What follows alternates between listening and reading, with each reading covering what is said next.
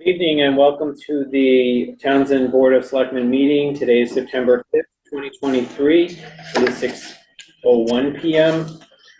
May I have a roll call, please? Tracy Morse present. Joseph Shank, present. And Chad Sexton Duranian present. May we all rise for the Pledge of Allegiance. Pledge allegiance to the flag of the United States of America and to the republic for which it stands, one nation, under God, indivisible, with liberty and justice for all. I'd like to thank all the our service people and those who have served, and also our first responders. Thank you for your service. Tonight's meeting is being recorded and uploaded to YouTube. We're also live on Channel 9. Chairman's additions and deletions, 4.1. I'd like to delete 3.2, please. And I do not have, we're going to delete the meeting minutes for 7/11 and 7/25. We'll take those up in our next meeting. Do you have anything, Teresa? I do not. No, okay, thank you. Good. Mr. Chair, just a clarification on 4.2. Is that supposed to be the water department building? Yes. So that's 540 Main Street. Okay. My error, I think I wrote 340, so I don't think I did just throwing it out there. Yeah. I actually think I typed that in. I think that's all we have. And I don't have anything further. 1.6. I did want to follow up with everyone in regards to the situation that occurred at a Board of Health meeting on August 9th, 2023. There was some behavior that was unbecoming of a town official. I have been working with the town administrator. I've also been working very closely with town council in regards to how we are to deal with the particular matter. I believe that, I hear comments in regards to elected officials and appointed officials are different. I don't think so. We all follow the same rule base. We all have to fall in line with the policies and procedures that have been approved by the selectmen and basically all town boards and committees, regardless of whether you are appointed or elected, should follow, especially the code of conduct. The past board went through a good deal of discussion in regards to board of code of conduct and how to conduct oneself in a meeting. I represent the voters that have voted for myself, and I know that my colleagues feel the same way. We have had a executive session last week and to discuss the matter. The party that was involved was invited to the meeting, which they declined to attend the meeting. But we did want to, in open meeting, explain to the general public that we do not condone negative behavior. We do not condone any behavior unbecoming to an elected official. Everyone should be treated with kindness. There should not be any type of behavior like that in any board meeting, any committee meeting in the town. Having said that, we, the Board of Selectmen, had discussed what we are going to do and steps forward. Step number one is that we had all agreed that we were going to be sending a letter to the individual involved. The letter basically is stating that we do not condone that behavior, and it was unbecoming of the particular board, and that was the Board of Health. And it would be our recommendation to censure and have that individual step down. It is up to the hands of that individual because they are an elected official. I have been in attendance to the last Board of Health meeting where the Board of Health, the other two members have also censured this individual. They have had a restructuring of the Board of Health. The individual went from chair to clerk at that particular time. And there is some discussion of other happenings that may happen with the Board of Health. I just want to thank everybody involved in the discussions that we had. This truly is part of what a democracy is. We all are here to, our common goal is to really reflect the voices of the people that elect us into the office. I personally don't feel that that behavior is welcome on any board or committee in the town of Townsend. So I personally would respectfully request that individual to please step down so that we can move forward with our business at hand. Having said that, we will be posting the 2 letters that we had discussed on the town website from town council. One condoning the behavior and a formal notice that the Board of Selectmen is censuring that individual. The second is there was some discussion in regards to a town employee and the making of the environment here at Town Hall a hostile work environment. We do not condone that behavior as well, and it is outlined in that particular letter. And again, both letters are going to be posted on the town website. If there's any questions, sorry, Eric, but you can feel free to call the town administrator, and he can point you in the right direction for any further explanation. So on my colleagues on the board, is that adequate? Do you feel that that's enough said? I think you've done an awesome job. It's well said. Absolutely showing that we stand united, that we as a board will not tolerate that. And the citizens of the town should not have to see that or put up with that. Teresa? Yeah, I just think it might be an opportunity to run these comments, but it will come up later about the article in the special town meeting. What's that? Oh, yes, okay. Do you want to say something now, or do you want to? I can do it, sure. Okay. So, not just because of this, but as one of the articles we are putting on for the special town meeting, and I think it's important because all of us have heard a lot because of this, but this can happen in any type of office. But we are putting an article on the special town meeting to dissolve the elected Board of Health and basically change it to an appointed position. It's easy, so with the 3-year rotating schedule, people come in and out. So that is Article 1, is to create it, and Article 2, if it passes, would be dissolved with the current board. Thank you. Anything else? Alrighty. Thank you. Thank you. 2.1, joint meeting with Recreation Commission to appoint Matthew Evans as a member of the Recreation Commission. So I will entertain a motion to ask the Recreation Commission, do we have you guys? Oh, Emmy, I didn't see you there. Hello. So you may open your board. I can't call it in, I'm just the staff, but, so yeah, we're opening our Recreation Commission Selectmen joint meeting. How about that? Put it all together. And for us, it's to reappoint Matt Evans to the Recreation Committee, position to be held until town vote April 22nd, 2024. Okay, so you have a chair? Do you have a chair? Great. So Chair, can you call your board to order? So it's 6:10 on the 5th of September, and we're having a joint meeting with the selectmen for town recreation. There? Okay. So do you have a quorum of 2? 2. Okay. That's right, yeah. Familiar with that? So yeah, forget else. Back in. So we would like to put forward that Matthew Evans be appointed as a member of the Recreation Committee until the annual election on the 22nd of April, 2024. Okay. And is that the form of a motion? Yes. Anybody second? Second. Motion's been made and seconded. Any discussion?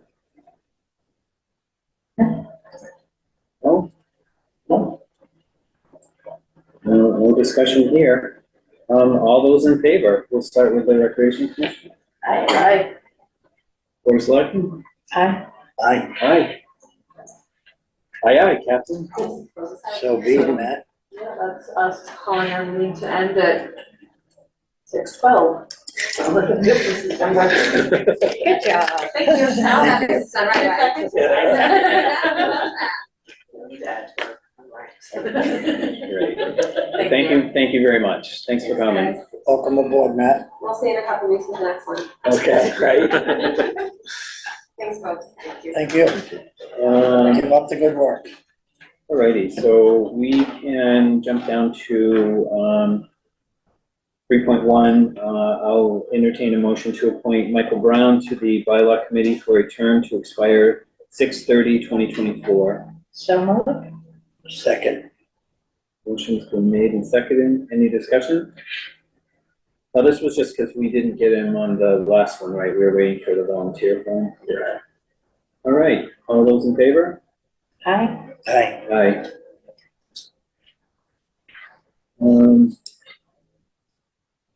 3.3, I'll entertain a motion to appoint Elise Johnson as the Director of the Council on Aging effective 9/5/2023 with a start date of 11/1/23. Now, I know that we had, Karen's last day is on the 31st, correct? Yes, October 31st. yes, Halloween. Halloween day. And then Elise will take the helm the following day. So, So moved. Second.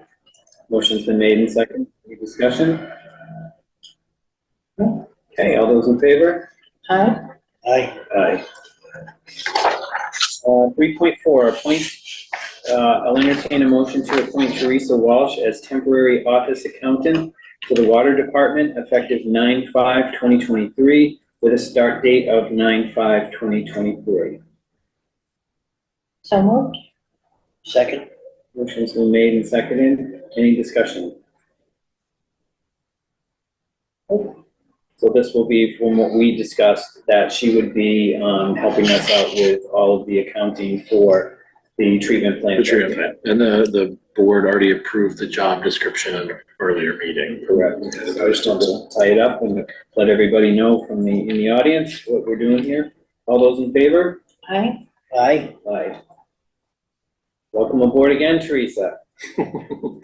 3.5, reappoint Don Hayes to the audit committee.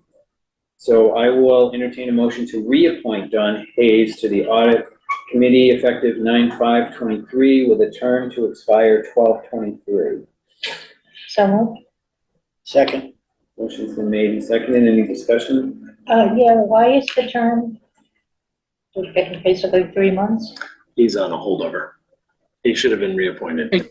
Yeah, I don't know why the dates got out of sync. I thought the three audit committee members were all in the same cycle, so I was surprised to learn that it had ended in June. So that's just to sync us up and make sure we all Thank you, have the same. Yep, Okay, so you guys are all in the same cycle now, right? should be. Yep, the three of us have December of this year. All those in favor? Aye. Aye. Aye. Thank you, Don. Your continued service. Let's see. How about, Don't go too fast. We won't have nothing to do. well, we could do, town meeting is gonna take a little bit of time, so why don't we jump down to 4.2, discuss 540 Main Street property. You want me to start, or you want to start, or? Sure what? Go ahead, Mr. Chair. I went to the town properties meeting, the last meeting of the town properties meeting. I went to the assessors and then the town properties meeting. The thought behind 540 Main Street, which is the water department, currently the water department, is that we had a discussion that we were going to possibly do something with that property, sell it, and use the funds for that to do the retirement health, to fund the seed money for the retirement health plan, right? So I brought that to the town properties. They have they thought that it was a great idea. It was a great way to also preserve the employees here in town and to get more people to come into town to apply for positions here. So they have made a vote and they agreed that they wanted to turn the property over to the selectmen to decide what we want to do with it, I guess, right? So then our next decision would be then if we were putting it on the special town meeting. That's kind of where we're at right now. Questions? The understanding would be, obviously, we wouldn't be able to act on it until the water department had moved out. That's tentatively scheduled for next fall of 25. But we would get the ball rolling now so that we have the authorization from town meeting to go forward. When and if they got out early, we could move quicker, but the goal would be to do a similar thing to it that we're doing in 97 Main Street right now, which is get it ready for an auction. Is that the building in West Townsend? Yes. It's I think it's sitting on a half an acre of land. Something like that. That's what they were talking about. There's also a parcel, I think that is one of the parcels that the Affordable Housing Trust had. There's a corner of it that they need an easement for because of some water equipment as well. It's like a pump Yeah. station. They have to Pump station or something. So there's a little maneuvering. So I wanted to get this out of the way so that the other things can go through that they wanted to, so that when we get to that point where we need to do something about it, we can get the auctioneer ready and we can get the property sold on a relatively quick basis. Being proactive instead of reactive. I think if we do this, both those buildings is what we thought would have enough money to start that program, which will be a really great asset for the community and the employees. I think it's just to be able to enhance the employability that we have in town. That's my personal goal, was to see what we can do to get that. And I know that when we've had the employees say, and even prospective employees, they all have mentioned that, that would be something that would keep employees here, and it would also bring more employees to the town. So I just wanted to make sure that you guys knew that that we were all up to date on that. Good job. We get 10 whole minutes. How about that?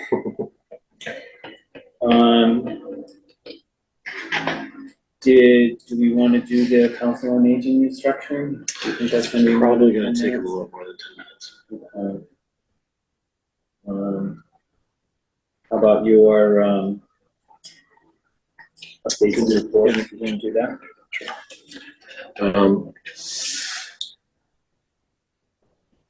So there's a couple of things just to update the board about. Number one, as the board requested, we talked about, we put out put together the RFP for the buildings evaluation. That got sent to the state, so they're going to be posting in the central register. So that's a good thing. Number two, with respect to, as folks will notice, there's no AC on in this room right now. We are getting a quote from the plumber to put a heat pump that he split into this room for cooling. So come up the back wall from the concrete pad outside, and then we can kind of decide maybe no, let me take that back. I got more details on today. It will go up behind the drop ceiling. And there will be a flush mounted air conditioning, port in the center of the room that will be the cooling for this room. We're going to retain the existing equipment for heating.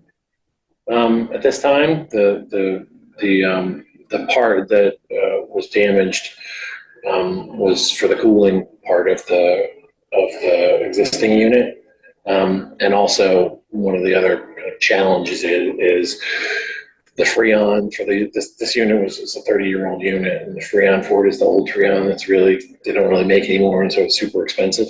Similar thing happened in the building department downstairs.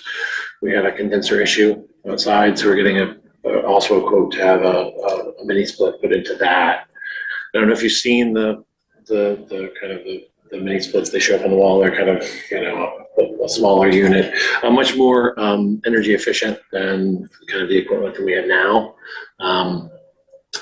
So once we get finalized quotes, I'll bring those back to the board so that you're aware of kind of what the proposals look like to go forward. Do we have what is the problem? What have they diagnosed? What are they saying?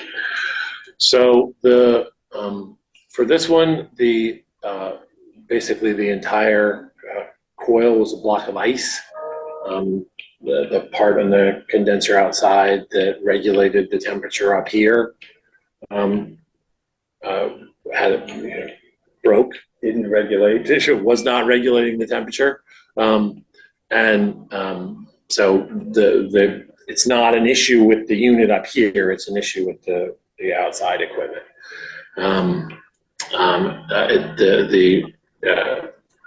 The cost to repair it appears to be based on what the contractor that we hired, we're working with, would exceed the cost of just putting in a brand new unit that would be under warranty. So that froze up, and that's why we had That's what the issue that we had. That makes sense. So that's kind of the goal would be to get something to get in, and instead of trying to Band-Aid a 30-year-old piece of equipment. That's A, the parts are expensive because they're older, but B, it's running on Freon. You can't build new equipment that uses the same Freon that we use. Right. And so it's like $1,700 for a bottle of this Freon for these older pieces of equipment. So instead of trying to make that one last forever long it lasts, to get a new piece of equipment that will last for 15 or 20 years.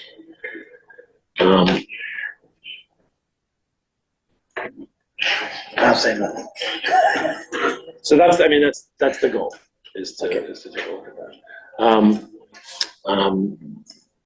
that. One other thing, I don't know how many, Joe, the police might have told you, but I don't remember if it came to the board about the damage to the radio, the police dispatch tower.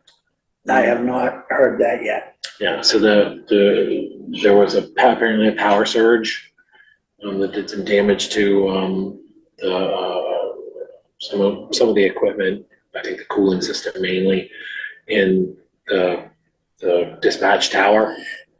So I heard that with the lightning strike or something that hit, it took out like the generator, the AC unit. Yeah. Things overheated. Yeah. And so it created a problem with the equipment that was in there. Yeah. So I do believe they're working on that to get that back up and running. Yeah, so we did put in a claim to Unitil, because when the voltage was measured at the location, it was like measured at 236. It's supposed to be not that high, and they denied our claim, not surprisingly. We're working on trying to come up with a cost-effective solution for that. Completely unanticipated, the surge that came through. So is it a heating and cooling system there, or just? I know it's at least the air conditioning. I don't know. I think one of the challenges of that location was it never had a heating system, and so the PD was using like a plug-in radiator. So we're talking about also getting another, like a dual system heating air conditioning system for that too. I have my meeting next Monday with the chief. I'll get in a little more. In the next meeting we come in, we can talk a little more about it. Yeah, and so hopefully by that time we'll have a quote. So it's kind of, that one's kind of a time sensitive one because it's a public safety building. We don't want the equipment to get damaged by excessive heat or. Especially the equipment they have in there. Yes. So I will, if I get in a quote for a repair that we can turn around, I'm likely to kind of just let the board know that this is how we're going, because we don't want to let that equipment, I mean, don't want to have that exposed to any kind of dangers. There are a couple other things that I'm going to bring up, but I'm realizing we're getting close to 6:30, and so in an effort to, we will return. I can return to that when we're done with this. Permission to Joint return meeting. when we finish. Yes.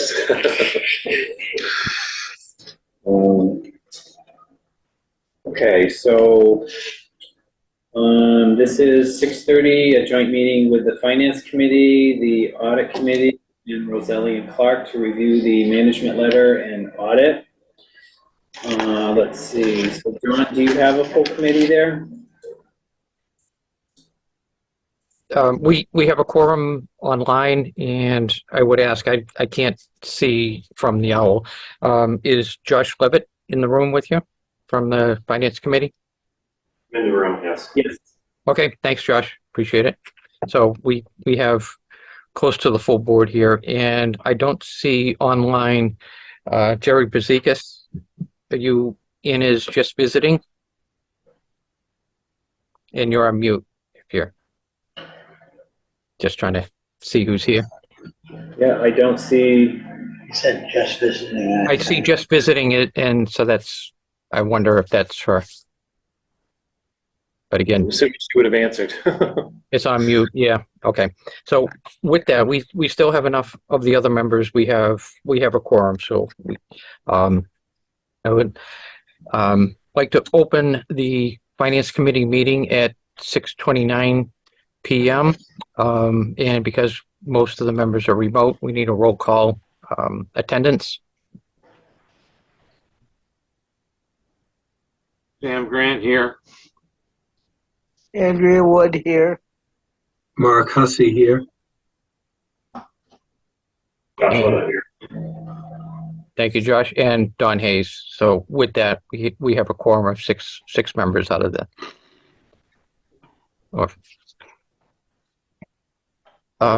Now for the audit committee, I don't. Dave Chanel is on vacation, and so the other two members are also members of existing boards. Myself on finance committee, and Teresa Morse.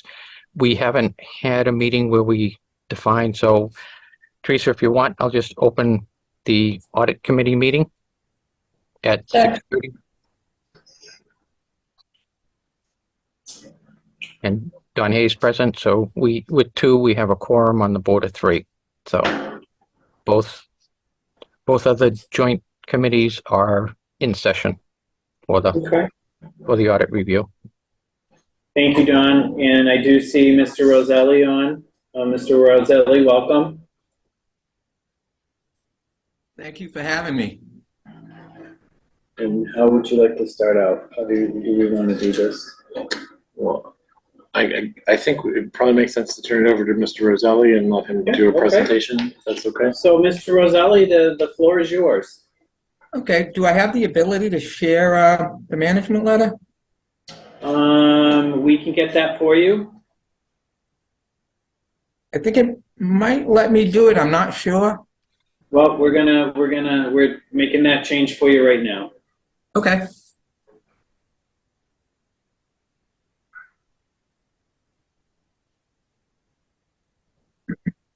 If you go down to participants.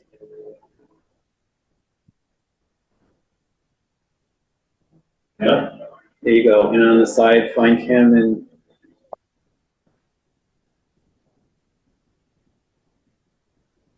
And co-host? Yes.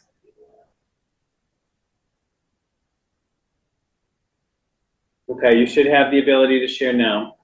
All right, let me see if I can pull up the management letter, because what I think the best thing to do is just kind of go through it item by item, and if you guys have questions, we can answer them. I also I believe Rob is on, who was the field person on the job, so I think he's on the call too. I do see his screen. I don't see his face. Yeah, my video isn't working right now. Okay.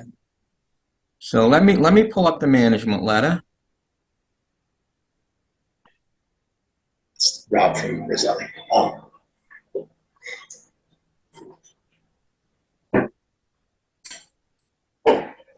Thought I had it up. Hang on one second. We'll go get it.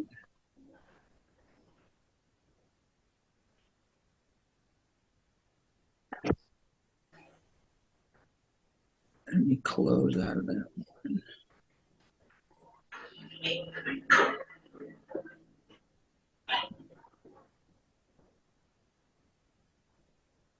Bear with me for 1 second. Got the financials. Oh, there it is. Does everyone see that? Yes, we can. Yes. Bless you. And we have it as well, so. See you good on that. You- yeah, okay, perfect. Yeah, it's great. I was like. Big on the TV. Okay, let me see. Perfect. Put that on the wall, would be nice. Okay, it does move up and down. Okay, great. All right, so yeah, this was our first year in Townsend, so it was a learning curve for the financial team in Townsend and for our team. I think the process we tried to begin probably late December, early January. I know the individual you were using for accounting services, their company was going through some sort of transition, so it got delayed out. Long story short, I believe we finished this about a month ago, maybe 6 weeks ago. So I'm hoping in the future it can go a little bit quicker and you can get more timely data. But I just want to remind everyone that this is as of June 30 of 2022. So we can go through the points, but this is at this point is 14 months old. And like I said, hopefully next year we can go a little bit quicker on this. Okay, I'm going to go down a page. The informational items begin on page 2, I think it is, 2 of 3, yeah, 2 of 4. And so quickly, what I like to do is just go through a bunch of informational things that are beneficial to the town. They're not really findings, but things that you should be aware of, things that you should be looking at, things that you may want to consider. So the one I always have is I talk about network security. Just last week, I was in a town and they were shut down. They had a cyber attack and they were shut down. And so even though this comment gets old, it's something that I think you folks need to be aware of. It takes one employee clicking on the wrong email to shut you down, and then you're under ransomware and everything else. And this did happen, like I said, to one of my communities just last week.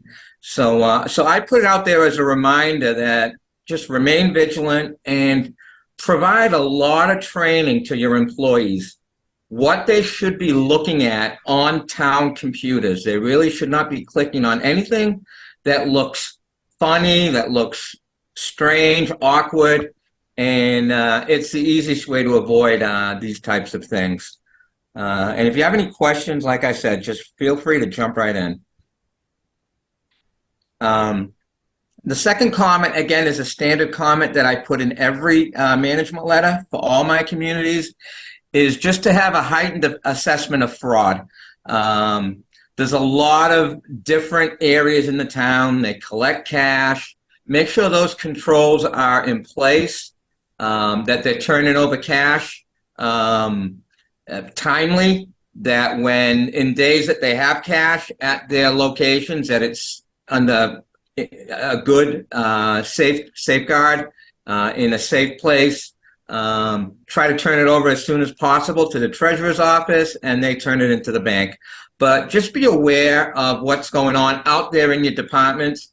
And really what I like to see is the accountants, which I didn't see here, but now that you're probably going to start going into a better process or a more routine process, I'd like to see the town accountant's office doing reconciliations with the department head. So for example, if you took in 100 dog licenses and they're $10 each, you should have $1,000. just a simple reconciliation like that. The dog license are issued in numerical order, birth certificates, wedding certificates, things like that. So reconciliations I'd like to see, just proper safeguards of your cash, and those are the things that I do remind my towns, because it starts small and it sometimes gets out to a big scheme. Tony, Next. can I interrupt? Sure. So that's like a major concern, I think, of everybody. We've seen all the TV shows. I know the figure, it's like $3.4 billion are stolen from municipalities. And we have to figure out the easiest way to reconcile everything. You talked about the cash, you talked about the accounting. Do you have any other suggestions? I didn't see, Mhm. I mean, I saw you talked about it here, but I didn't see any solid suggestions. And I'm not saying it's your responsibility. Yeah, what I would It's not your do, responsibility. if I were the town accountant or the treasurer, either one can do it, usually emanates from the accountant's office, is I would lay out all the departments. I would look at what each department collects, and probably, so say you have 15 departments that collect cash, I would rotate and do like 2 per month, so that by the end of 1 year, you've done the entire cycle. I'd do 2 a month, and I would go in and reconcile the cash that they're collecting versus what they're turning over versus what they have for backup documentation. The process takes 2 or 3 hours. It's really not a long process.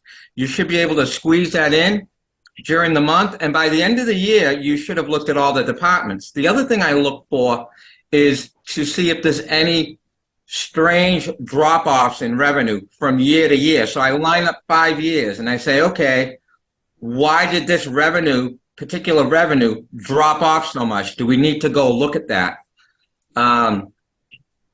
The third step I would do is I would have, and this would probably take place in my first trip to the departments, is to actually look at how they collect the cash, what sort of receipts they give to the customer, where they keep the cash, how often they turn it over. Those are things I would look at to make sure their process at the department level is solid. So those are the things that I would look to implement from and I've done a lot of classes on this at the various association meetings for the treasurers and the accountants. So we do give out a lot of ideas on how to do this, and just the presence of you being there is the best control.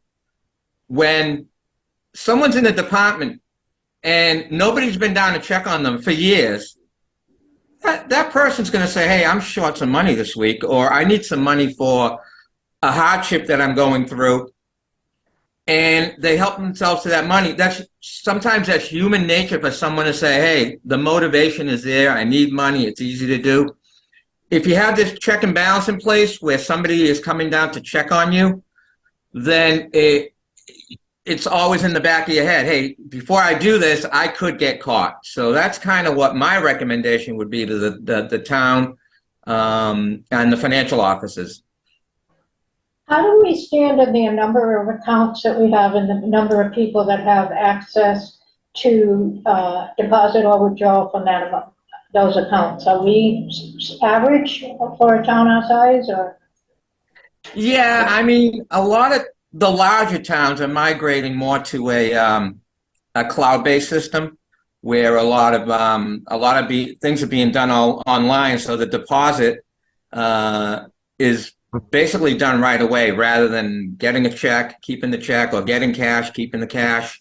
But for a small town like Townsend, what goes on in your town is pretty standard with what goes on in towns your size, because there's a resource issue. When towns are small, you have only so many resources to go around. And sometimes it becomes difficult to do as much as you need to do.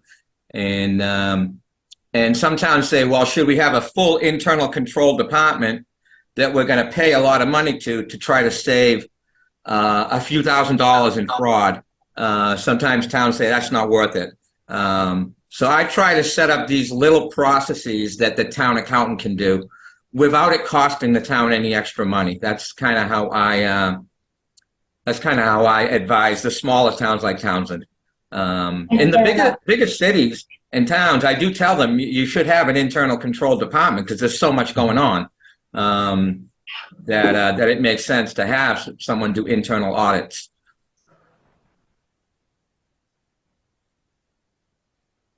Hopefully that answers some of the concerns. Next, I just wanted to talk a little bit about ARPA. I mean, I always put this in. It won't be in next year's management letter. It's just a reminder that I don't advise that you use ARPA for your budget. It's there to be spent like free cash. Because you're under 10 million, you can basically use it on any government service, and some towns have used it to plug the budget. And I'm like, well, what do you do when ARPA's not available a few years down the road? So now you've created a structural deficit in your budget. So this is a reminder, when you're using ARPA, to use it for capital, snow emergencies, stabilization funds. Use it in much the same way that you would use your free cash, and not to plug a budget gap, or at least keep that budget gap as small as possible. So again, that's not a finding; it's just an informational item on a potential way to manage this grant. It's a pretty big grant for the town. Any questions on that? Okay, let's talk about investment income a little bit, because I did see that the town at the end of 22 was in some lower yielding securities. And what's happened, I mean, everybody's aware of inflation and all the issues going on with the economy, and what the FOMC and Jay Powell is doing to try to mitigate that. They're raising the rate on borrowings. Mm-hmm. And what that's doing is it's also causing short-term securities to go up in investment yield. So I'm kind of alerting my towns that there's a real investment opportunity here that's legal. It's a good practice. A lot of them are going to T-bills or CDs in the general fund instead of just keeping it in a checking account or a very low interest bearing investment account. So if you have, say, $1 million of excess at 5%, that's going to earn you $50,000 in investment income, where in the past few years you've only been able to earn about $800, $1,000 on that. So it's a very, very nice thing to have. We know all the costs are going up because of this inflation. We know the cost to borrow is going up. So I'm telling my towns, why don't you grab a good piece of what's going on in the economy and see if, and the way to approach this is we will tell our towns, do a forecast, okay? Look at your 12-month forecast. So look at when you expect your revenues to come in. Look at when your outlays are. So your payroll. What are your spikes? Is it consistent? Is it 52 straight weeks? Do you have periods where it's up or down? Spread that out across a spreadsheet. When is your debt due? Spread that out. When's your pension assessment due? Your insurance. You put that in a nice forecast, and at the end of each month, on that forecast, it should tell you what your available cash balance is. And if it's a consistent cash balance across the 12 months, then you could probably invest that in a higher yielding security than where you currently have your money. So that's just something I wanted to add. And again, alerting all my towns, because it is something that's just happened in the last year. And I don't see a window where it's going to go down. So take advantage of it while it's there. I think it's going to be around for at least the next couple of years. Any questions on that? Sorry, this is Don Hayes. Just a can it also be used for some of the larger funds like stabilization, or is that it's strictly operating money? No, you can use it for everything, but the nice thing Okay. about the operating funds is It's extra. before you were very restricted to anything under 12 months, and anything under 12 months had a very low yield. Sure. Those 12 months and under are now spiking. So Yeah, you can actually put the stabilization funds and the trust funds and the CPA.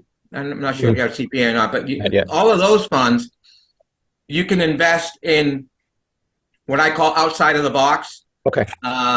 Already, you could do that for years under the Prudent Investor Act. This actually creates a situation where you can actually earn money in your general fund. Okay. And it perfect. stays with your general fund and it becomes free cash. Yeah. Okay. No, I understand. I actually personally, I've been doing that myself for the past year. So I'm familiar with it. Okay. Any other questions on the investments? All right, let's get into some of the findings. So these are actually findings that we had come up with when we went through your financial situation and did our audit procedures. So the first one here talks about your, what I like to look, especially the first year, is what funds do you have that you haven't used in a while? And what are they for? And could they be made available to the town? So we went through your special revenue accounts, and you have 54 accounts that had no activity, no revenue, no expense in 2022. The total balances of those accounts are $266,000. They made up of old donation accounts, some revolving accounts that went stagnant, some grant accounts that you didn't spend it all. So the question is, should someone sit down with the department heads that oversee these? So there are a certain amount that are DPW grants, there's a certain amount that are public safety, there's Board of Health grants, there's Health and Human Service grants, there's all kind, and not only grants but donations as well. Do these department heads even know they have this available? First of all, because if they had it available, I think they'd say, well, I can find a place to spend it. So sitting down with the department heads is the first step. And when, especially at budget time, when they're looking for extra money in their budget, maybe there's a way to spend some of the donation money or some of the old revolving money on what they're looking to accomplish when they're asking for extra money in their budgets. So like I said, I've identified 54 accounts in your special revenues that have a balance of $266,000. It's a nice piece of extra money. That and if you can't, what I'm seeing sometimes do is find that, hey, there was some grant from 2010 that got spent down to $400 and it's just sitting there. Well, on something like that, the state's not looking for the money. They've already closed that grant out long ago. So I'm telling towns, hey, when it's de minimis like that, just do a transfer back to the general fund. It becomes free cash. You close. It's called a clean out of your old balances. So that's your special revenues. One of those accounts, and the reason it's so high, is called bond premium. It's $140,000 in it. Not sure when that got initiated because my records only go back so far. But what you're allowed to do with bond premium is amortize it and use it to pay down debt. So you can actually make this bond premium part of your budget. Okay, it's sitting there. It probably was the last time you did a bond offering, you got this premium. Someone didn't know what to do with it. They stuck it in a special revenue account and it looks like it's just stuck there. So that's $140,000 that you could use, up to $50,000 a year, you could use to pay down debt. So you can actually use that as part of your budget process. And then the last thing is there's 3 small capital projects, and those are about $26,000 left. Those you can repurpose through town meeting to similar type projects. And you can also pay down debt with those up to $50,000 per year. So you've got a couple of, you got a few dollars here that you could actually go in and dig out and put to use when you're going through your budgets and your town meetings. Any questions on that? Sorry, again, I was going to ask it, is it a total between those last two on the accounts that we can do a total of 50,000 a year? So we'd have. Yeah, cap it at 50,000 a year. Yep. Okay, so we could go up almost 4 years with those, or it would be over 4 years before we Yes. put it all up. Yeah, Okay. close to 4 years. Yep, at least 3. And that last sentence, you could repurpose through town meeting or use for debt service? Mhm. Is that either or do you have to have town The meeting? for debt, either? the debt service does not have to go through town meeting. The chief executive officer can actually authorize that. So, and the chief executive office, I believe, is you guys, because you don't have a town manager, you have a town administrator. So I think you, as a board, can authorize that 26,000 to pay towards debt. You do not have to take that to a town meeting on the capital projects. Thank you very much. I think there's somebody from the select board on the meeting. Yeah, there's 3 of us. I believe. Yes, So you're the CEO. I just saw you poke into the screen.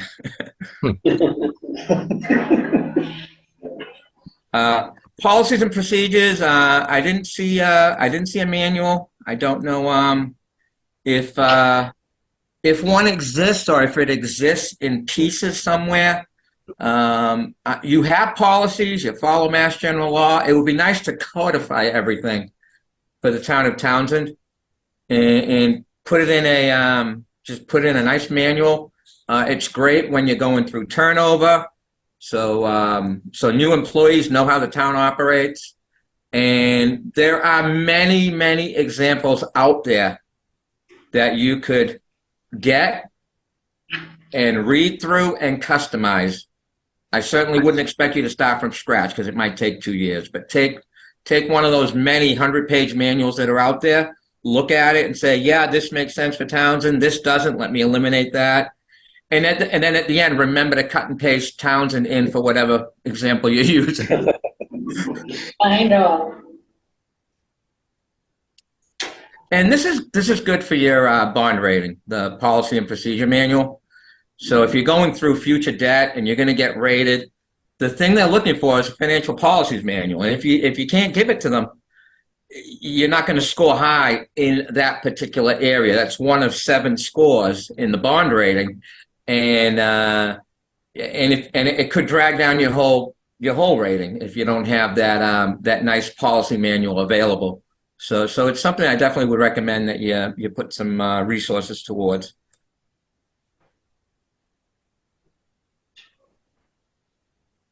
All right, we got ambulance.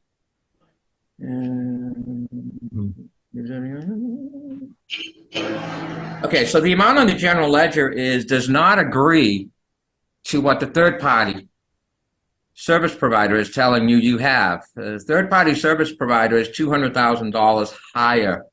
So what that tells me is there was not a reconciliation done at the end of the year. So when you run an ambulance program and you use a third party to administer the billing and the collections, what you should be doing at the end of the year is reconciling all that back to the third party. That's clearly not being done because the third party is showing $200,000 more than what the town is showing in its general ledger. So I would suggest that those efforts are increased to reconcile.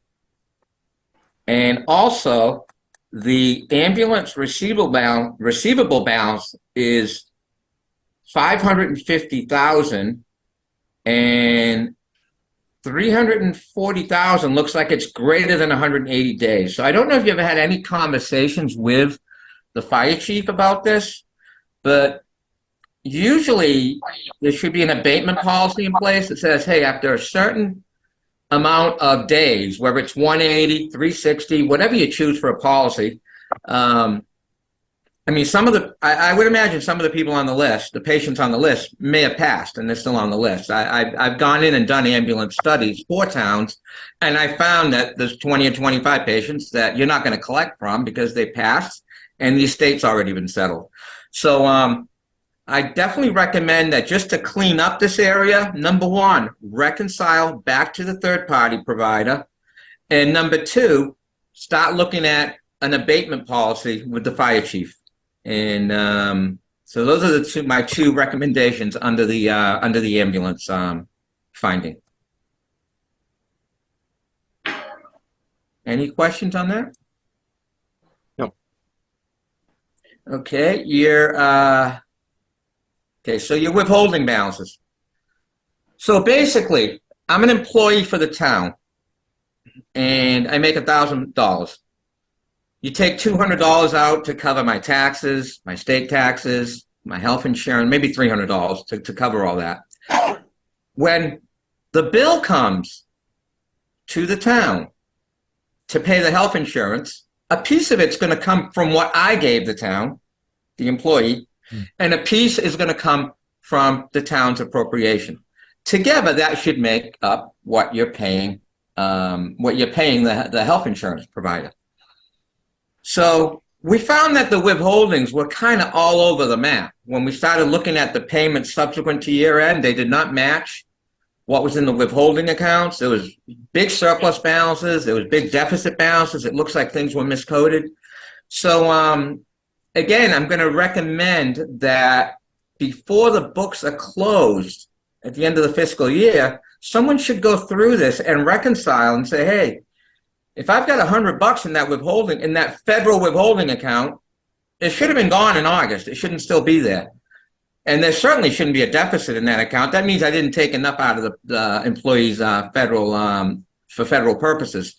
So again, I think the theme of my management letter is reconciliation. You know, a lot of things I'm talking about here is lack of reconciliation. So that's the theme. We should be reconciling to supporting documents, to payments subsequent to year end. Everything in your general ledger should be able to reconcile to something. And I don't see that happening in a lot of situations as I go through, as we went through the process. Okay, next, your special rep. So in your chart of accounts, there's a lot of commingling. So when you have your federal grants, you should have a fund for each federal grant, not a total for all federal grants, because each grant carries its own set of compliance requirements. And what we're finding is that the activity is separate, but the fund balance is a total.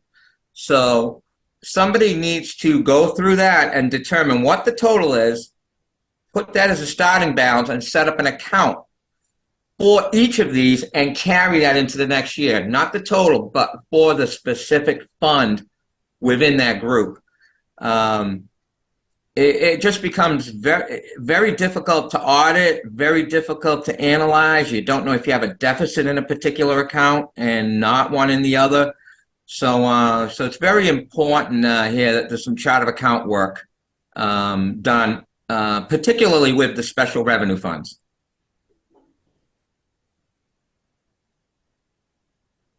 Okay, then a bunch of accounting observations. There was a $300,000 error on the tax recap, the 2022 tax recap.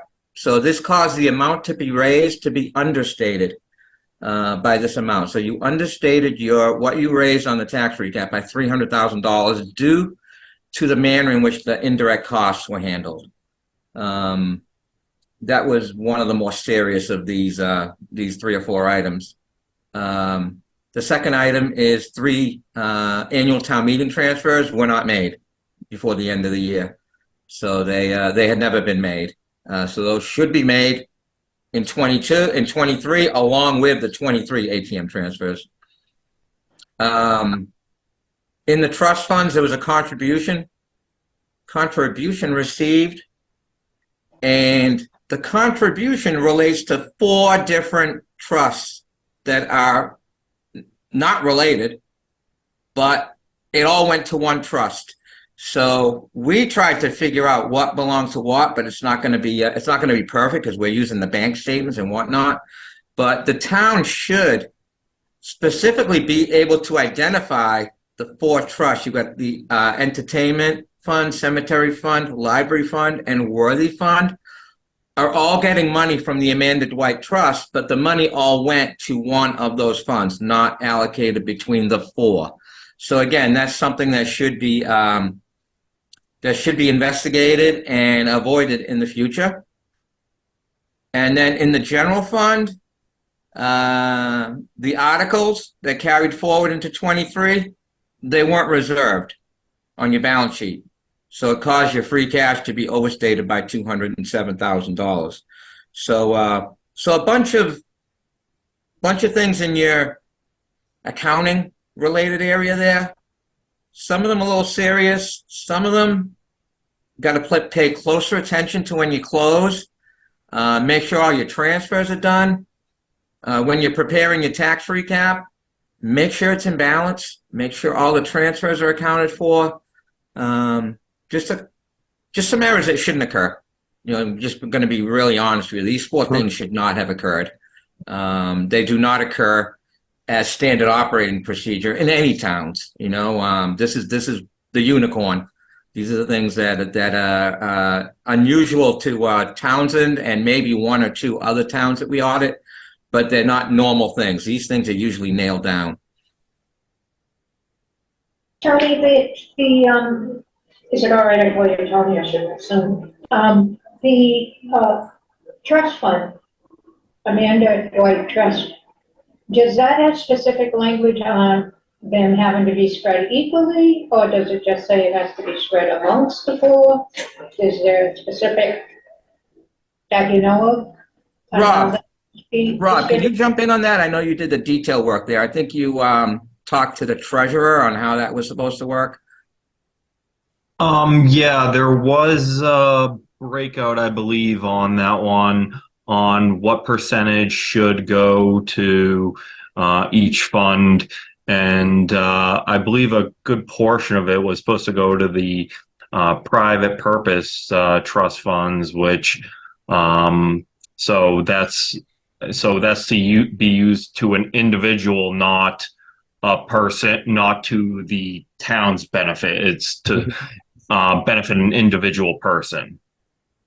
Thank you. They're working on that right now. Okay. If I could ask one quick question, can you tell me a little bit more about number 1 in the accounting observations?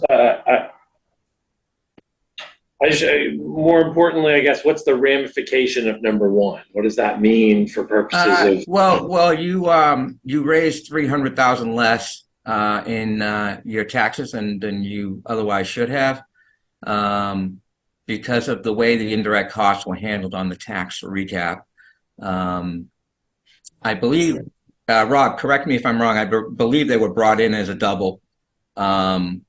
But it's only one transfer that was authorized, but it got brought in as a double on the tax recap. So if it had gotten brought in as a single, the other money would have been raised from either your local receipts or from your taxation. Okay, so I'm just trying, again, I apologize, I'm just trying to wrap my head around it. So it means we should have raised $10 million, we only raised $9,700,000. Yes, yes. That's in simple terms. That's the tax recap is a complicated document, but in simple terms, you're correct. And so, if it has happened yet, would that error have been corrected?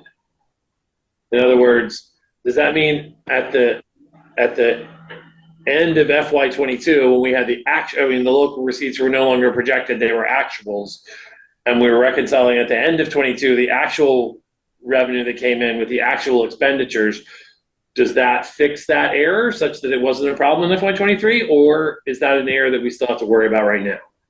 Once the tax recap is certified, there's no going back and increasing your taxes or anything like that. It's almost like a lost cause. But if you do have extra receipts than what you forecasted, which I'm not sure. Rob, do you have the financials in front of you? I do not at this second. I can open them up. Open them up and go to the budget actual and see what the receipts were versus forecast. So if you beat your receipts by 300,000, to answer your question, then you've solved that in 20. You've actually solved that problem at the end of 22. At the end of 22. So if somebody did the right thing at the end of 22 and I guess I'm just trying to figure out, is that a $300,000 error that we still have to figure out? Or was that an error that was a 22 error that's a real problem that we need to make sure we don't do, but it's not something that's impacting FY 2024? Yeah. As soon as Rob opens up that financial, we'll have him provide some. I do know that the revenue that came in was significantly higher than the projected local receipts. I mean, Then if you know that, then you're going to be okay, because it was made up. Unfortunately, you would have raised more. And off the top of my head, did you at the end of the year? Capacity? Did you have tax capacity off the top of my head? We taxed to 2.5% every year. Yes. So you couldn't have taxed any further anyway. We couldn't have taxed anymore. No. Yeah, you would have had to have gone through local receipts. So if the local receipts were $300,000 more at the end of 22, it solved itself on its own. Okay. But it would have impacted the amount of free cash we would have had available in FY 23. Yeah. If the error wasn't made. Yeah, it would have. Yep. Okay. Thank you. I'm sorry. That's okay. And you see, the last one you overstated free cash on the last one, so it's kind of offsetting itself when you look at free cash anyway. Because you had that two. I guess the 207 overstated. So what those are articles that you're saying we're not done spending those articles yet, so we're not going to close them out. We're going to carry them into the next year. You have to reserve your fund balance when you do that, and that was never done. So that was over $200,000. And that is going to impact us in FY 24. It's Correct? lowered your free cash, yeah. So when you did your When we get our free cash certified. if you make the same error at the end of 23, it will impact 24. Mhm. So we got to watch for that. Okay. Yeah, that should not have. As long as you didn't spend did you spend all your free cash in 23? We spent in May of 23 at the annual town meeting, we spent all but 66,000 of it. Okay, so you have 207 minus 6. Yeah, you've got that problem going into 24. So our free cash that's going to get certified this fall is going to be $140,000 approximately less than what it would have been if this error wasn't made. Exactly, because you overspent. Yeah. Okay. Yeah, a lot of towns don't spend all their free cash, so it just kind of gets absorbed and goes into the next year. But where you're so close, you're correct. It's going to be a problem going forward. So. Okay. So hopefully you had another great year in 23 on your receipts. I think we had a very good year in 23, but we'll see if it was a good enough year to absorb that. The budget to actual was a positive 360,000. Oh, good. So it did cover it. Okay, thank you very much for that information. I appreciate it. And then I think this is the last comment is on some of our testing, the treasurer was not able to determine how the payment batches tied back. So it's really important here. We go in and we grab a bunch of receipts, random sample. We run a random number generator and we grab a bunch of receipts. And the treasurer was unable to get us to go from that sample back to what got recorded. So it was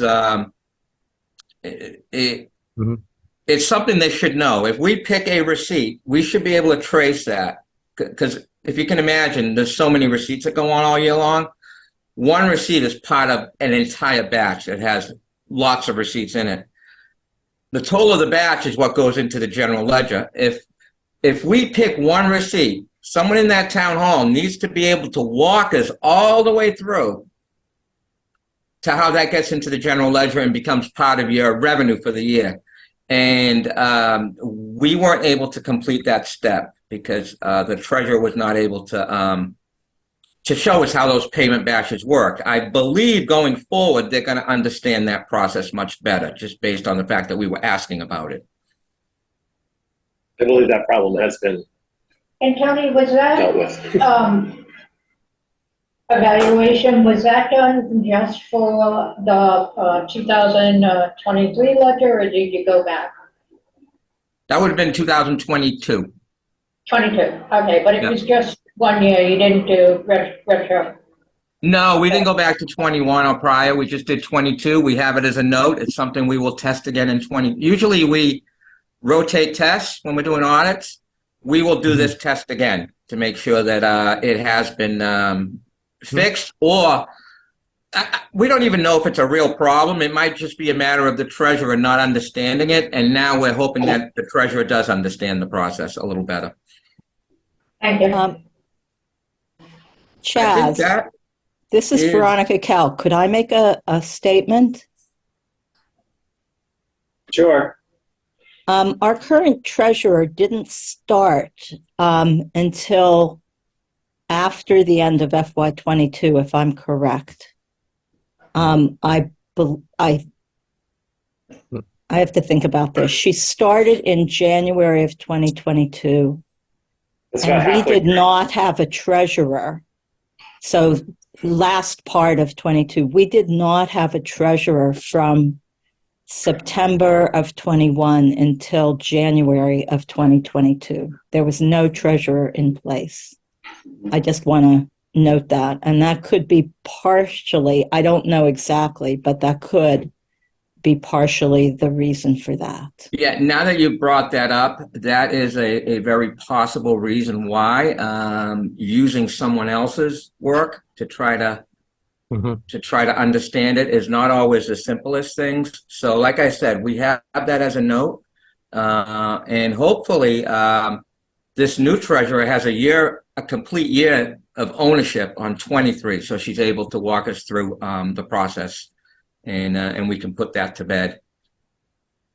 Hi, Veronica, how are you? I think I spoke to you last year. You absolutely did. It's good to meet you in person. Nice to meet you, almost in person, yeah. Right. Thank So I you, think that Veronica. was the last comment. Rob's on the line, I'm on the line. If you have any other questions, I think overall you've got a good blueprint to follow on things that we found that are bringing to your attention. That's what an audit is for. I apologize for all the observations we made, but it's what you pay us to do, and hopefully it's a blueprint. And what I like to see towns do is knock off a few at a time. If you knock them all off next year, that's great for 23. If you knock off, I like to see progress. So if at the end of 2 years we're down to 1 or 2 comments, that's great also. So so let me know if you have anything else. All right, thank you very much, Tony. Don, do you or any of your individuals have questions for Tony? I don't have anything personally for the rest of the finance committee. Any questions for Tony? No, I think it was excellent personally. Okay. I'm good. Board of Selectmen, any questions? You good? No, I like the detail, thank you very much. It was a fun 45-page read. And I did read it, so thank you. Thank you very much for your time, Tony and Robert. Well, thank you very much for the feedback. I appreciate when people appreciate our work. So we'll keep pushing away, and we'll report back again next year. Thank you. Oh, scrolling through, I'm sorry, I did have one question. There was one statement, and I just maybe not sure how I'm reading it, about the amount funds that we have into the bank is only insured up to a certain amount. And then I don't know, were you saying we should get additional coverage, or are we covered through some other? Rob, can you go to the insurance page on the cash? Yes. I'm wondering if they have collateral agreements in place.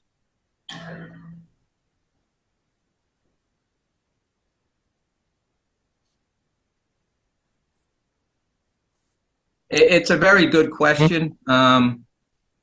You're only covered up to a certain amount, and it's difficult to get 100% coverage because of the Yeah, I amount of think money a town. basically, the way I was reading it, we have like $1 million not insured, but I'm not sure if I'm missing something, if you're telling us that we do have additional coverage to a second. Yeah, the state has a secondary, Rob's going to look at it right now. The state has a secondary insurance, and the feds go up to $250 per bank account. Then the state has a separate insurance that should cover the whole thing if it's a state chartered bank. And then if the third level of security is to collateralize everything.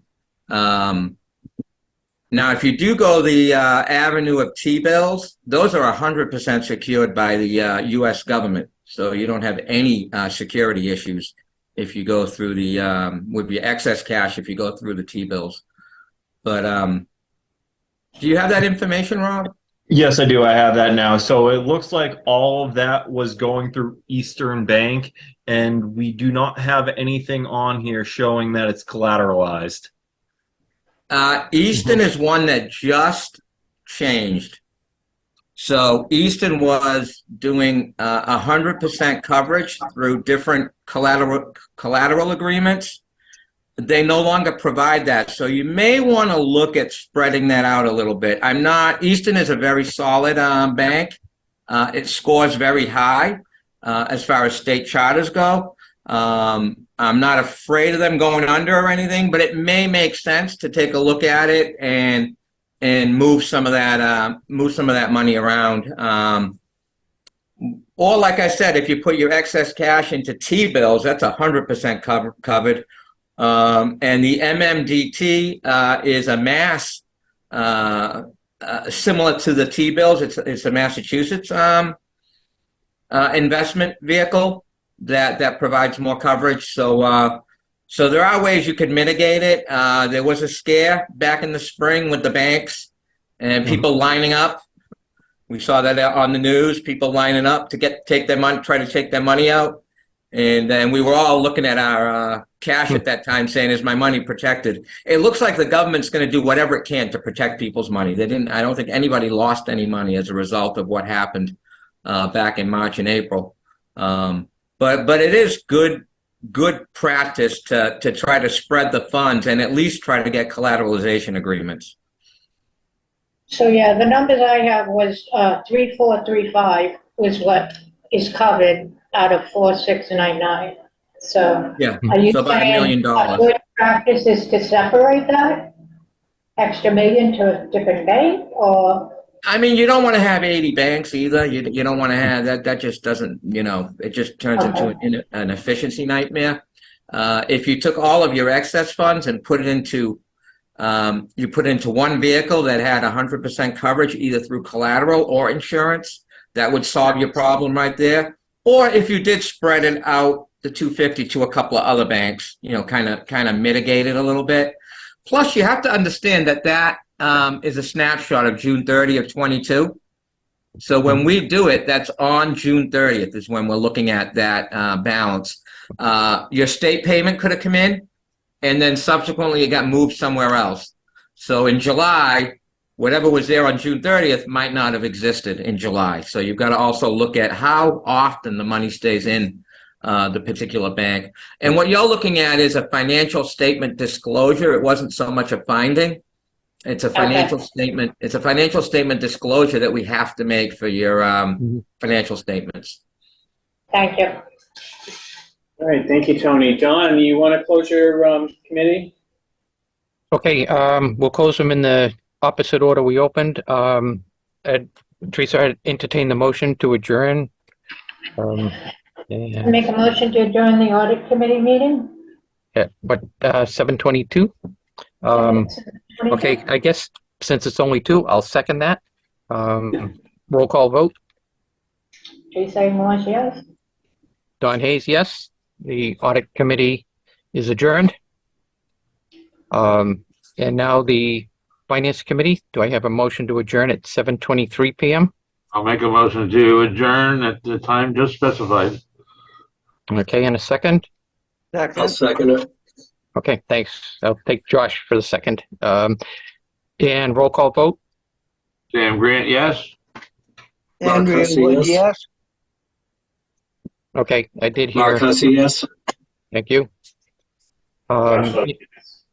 Okay, thanks, Josh. And I didn't interrupt the meeting. Geraldine Bezikas came in at 7:34. So, Jerry, just your vote to adjourn. You need to come off mute if you can. Or give me a thumbs up on the screen. Okay, so we will stand adjourned. Thank you. We're taking that vote. So we stand adjourned for the finance committee. Thank you, sir. Okay, thank you. Alrighty. All right, thanks, everybody. I am going to jump down to 4.3 to discuss the proposed council on aging restructuring. Do you guys want to come up to the table? Do we have a PowerPoint presentation? We do. Okay, you've got it, you've got it. Yeah, it's on the laptop. Okay. Where do you want this?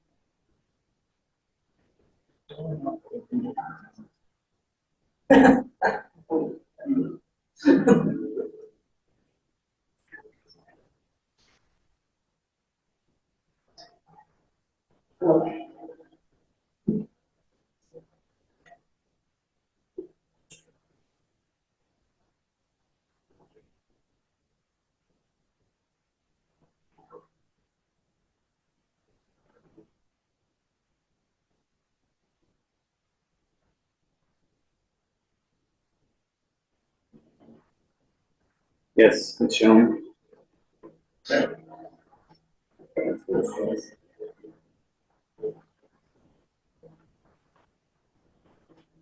All right, look at that.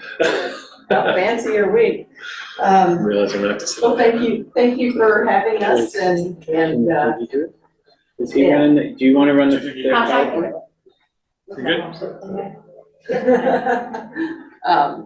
and for appointing Elise earlier. I'm sorry that she and I weren't here when that happened. Welcome, welcome. Thank you very much. I'm leaving it in good hands. You're not leaving. Not yet. I am transitioning the There you senior go. center into good hands. Halloween is way sooner than that. No, great.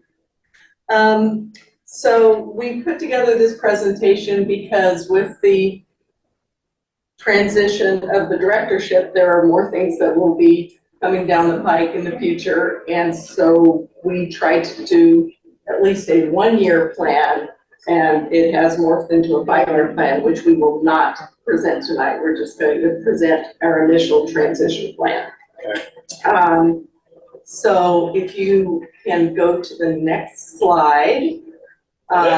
This is information that was done by the Donahue Institute at the University of Massachusetts, and it shows the predictions for populations throughout the Commonwealth. But this is just the ones for Townsend. And you will see that between 2010 and 2040, the percentage of 60+ residents will go from 15.8 to 43% in the town. And when you're considering that, you don't only have to consider the senior center, but there are other services in town that will be affected by that as well. I was just driving here earlier today to drop something off and noticing that most of the people on the road in the middle of the day are not young mothers. They are, people who have listened to good old classic rock and roll. So, Are you saying they're old? no, they are teenagers. So if you will look at the 2020 statistics, we're just a little bit below that prediction right now. Right now, our percentage in Townsend is 27%, but it's still going up. We just recently got the census figures, the official census figures, and we are, where is it? Where did I put my census figures? Here, anyways, oh, there you go. And there are there are 2,361 seniors in town, which is 60 and over, and more than half of them are coming down the pipe. They're between 60 and 70 years old. Right now at the senior center, our average participation age is 71 years old. So we've got a lot of teenagers coming in. And speaking of participation, we can go to the next slide. Our average daily attendance for fiscal year, here we go. There we go. So for FY22 was 51 and a half people a day. That half person was kind of weird, but, and in FY23 it went up to 78. Partially due to the opening of our new addition, which is great. The peak daily average went from 40 to 74 in 22, and we are seeing 90 to over 100 people a day in the senior center now. It's a vibrant place. It's really a lot of fun to be there, but sometimes, like today being the first day we're open for the new month, we require people to register in advance now, because otherwise we wouldn't be able to handle it. Our phones were ringing off the hook today. It was a good crazy. Anecdotally, of Yes. those people, what percentage is Townsend residents? The percentage of I have statistics for out of state. Right now, about 30% of our participants are out of state participants. Is that correct?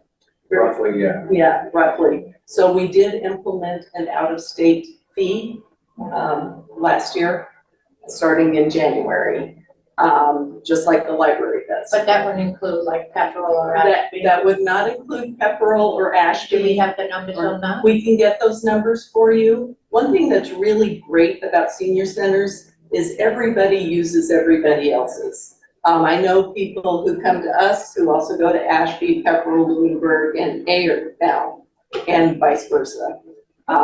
Just curious, No, no judgment, I'm No, just I know. trying to get the numbers. It is a good statistic to know. And one reason why I think that happens is because every senior center is good at something different. We're really known for our arts and crafts and our fitness classes and our really good lunches. And is it typical for the senior centers to have the same rate for in-town residents as out-of-town residents? I know you have a separate rate for out-of-state, but. We don't charge in-state people because, first of all, our residents are paying taxes for the service, and we also get funds from the state. So I don't charge out-of-town people. Just out-of-state. Just out-of-state. Thank you. All right, so we're going to the staffing requirements. So we already talked about the increased attendance, and that means we have increased administration and programming requirements, obviously.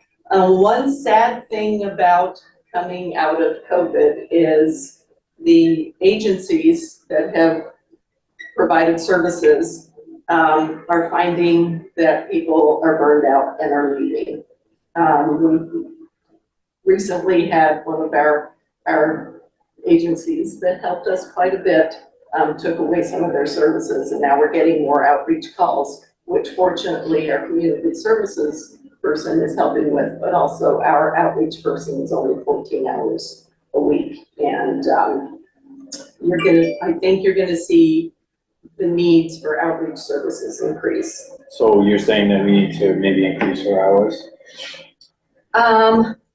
I don't know that we need to increase our hours, but we probably need to look at increasing outreach hours. Right now, our outreach person is only 14 hours a week. And we have a proposal to make that person, more like 20, 21, 30, right? Roughly. And as Becky Morse gets more involved in her job, she's doing a great job. Yeah. And we're really happy with her.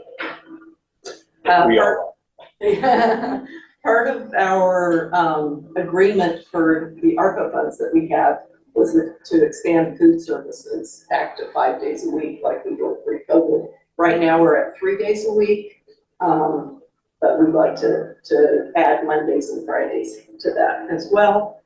We're hoping to have a brunch on Fridays because I think that would be something a little different.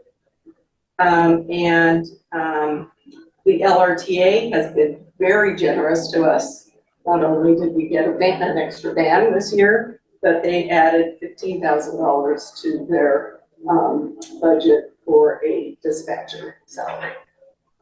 So they like us and we like them. So let us go to our current staffing. Now, our drivers are not included because they are not paid by the town at all. That is all paid by the local regional transit authority. And we put benefits in there because those are a cost to the town, and we just approximated those at $30,000 an employee.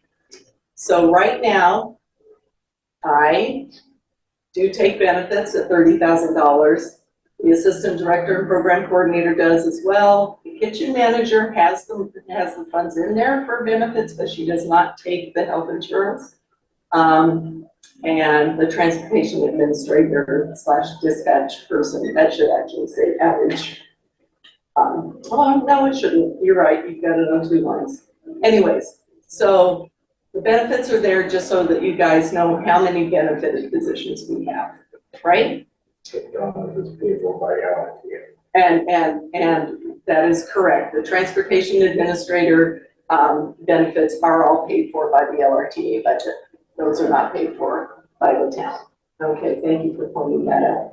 So right now, if you look at it at the town funded bottom line, we're paying, including benefits, $261,000 and change for the staff that the municipality pays for. So we have a director, an assistant director, who is also the program coordinator, an assistant program coordinator, which is Greg. The outreach coordinator is also the transportation administrator right now, and that's Donna Howard. Donna Fenton is the kitchen manager. The senior meals associate is paid for by ARPA, that's Lorraine, and our volunteer coordinator is Janet. So we're gonna put it all in a bowl and mix it up, because that's what we do. So let's go to the next slide and see if I can explain what we're gonna be. I'm not good at this. I have a staff for this.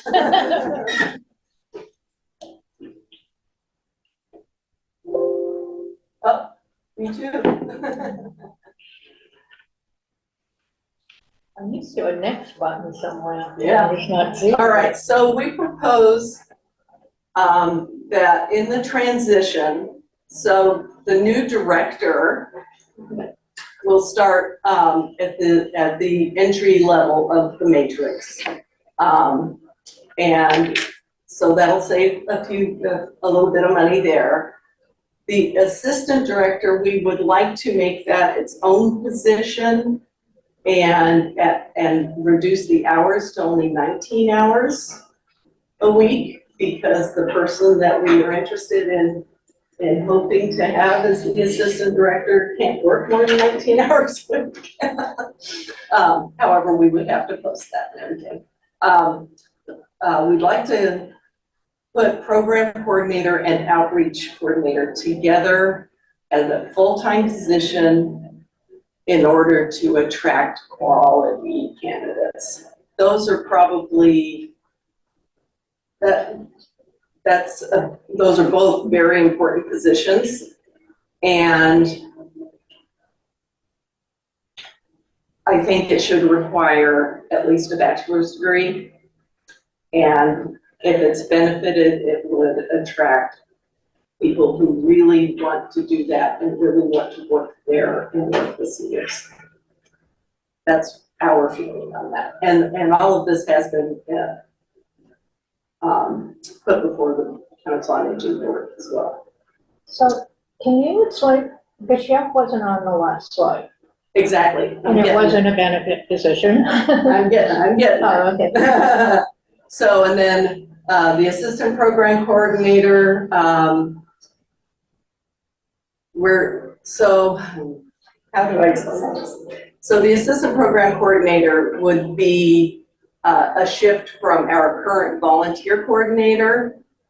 She is really good at administering the things that are happening on a day-to-day basis in the senior center and telling people where to go to their programs and if the programs are full and helping the receptionists coordinate people calling in to sign up for programs and such. So I would like to take her out of the volunteer coordinator position and make her the assistant program coordinator. The kitchen manager is also our chef right now. And she is a wonderful chef. But the physical labor of the job is a lot, especially when you're feeding 40, 50 people a day and lifting those big trays and putting them in the oven and carrying them out and everything. And she used to be our volunteer coordinator. So we have talked to the Board of Selectmen before about hiring a chef with those ARPA funds. We cannot do the 5 meals a week with the kitchen manager situation we have right now. And part of providing 5 meals a week would be hiring a chef. Pepperell has a chef. Sterling has a chef. The Pepperell and Sterling are the two senior centers that are most closely reflect the usage that we have. And even then, Pepperell was getting maybe 60 people a day. So we would really like to pursue hiring a chef. We had tried before at 19 hours a week and had no takers, absolutely none. It has to be somebody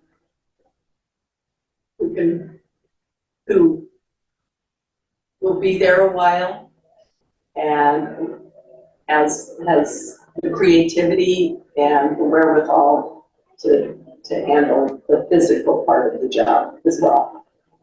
You have to be able to lift 35, 40 pounds on a consistent basis and stand with people all day.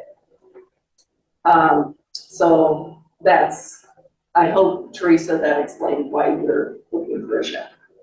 Yeah, I have more questions, but I'll let you get. No, I appreciate that. Thank you so much. The senior meals associate, she's the helper. She'll stay at this, minimum wage kind of situation. The transportation coordinator and driver, so we now have 2 vans, and the second van is getting busier, and that's the good news. Our current transportation coordinator is retiring in January. And she has expressed interest in coming back part-time for that dispatcher position, if possible. So we would be looking, and the transportation coordinator driver, the benefit would still be, the benefits part would still be paid by LRTA. So that is not something that would be added into the bottom line. But if you look at the town funded line compared to the previous town funded line, we're putting $800 back in the pocket. So, did that confuse you totally? No, but I do have questions. Okay. So the first is, I don't understand, well, I have questions about it. Sure. My concerns of using, and we just, matter of fact, had the auditors before you, about using ARPA funds. The way you're explaining is that these are already ARPA funds that were approved, and you're Yes. just switching them, right? Yes. Hold on. Reallocating. Did, reallocating them. Did the fund amount, I just don't remember it being high enough to cover benefits, and I wasn't sure we gave benefits were appropriate. It's not the ARPA. Yeah. It's Yeah, 30,000 for the benefits is standard. And that's actually a little bit high, it's closer to 25. So a 25-hour position normally wouldn't be a benefit position, would it? Anything over 20, Anything over 20. 20 or over. Yeah, so that's my concern there, is the, being a benefited position. I don't, I'm sorry to interrupt you. Our current kitchen manager is only 26 hours a week, and it's a benefit position. but now you're increasing, and I know the balance in the end Yeah, no, is the same, but it No, I won't get be it. next No, I year, get it it. won't be when ARPA's I gone. totally get it, yeah. But you are adding, which isn't covered by ARPA funds, a benefit position. Yes.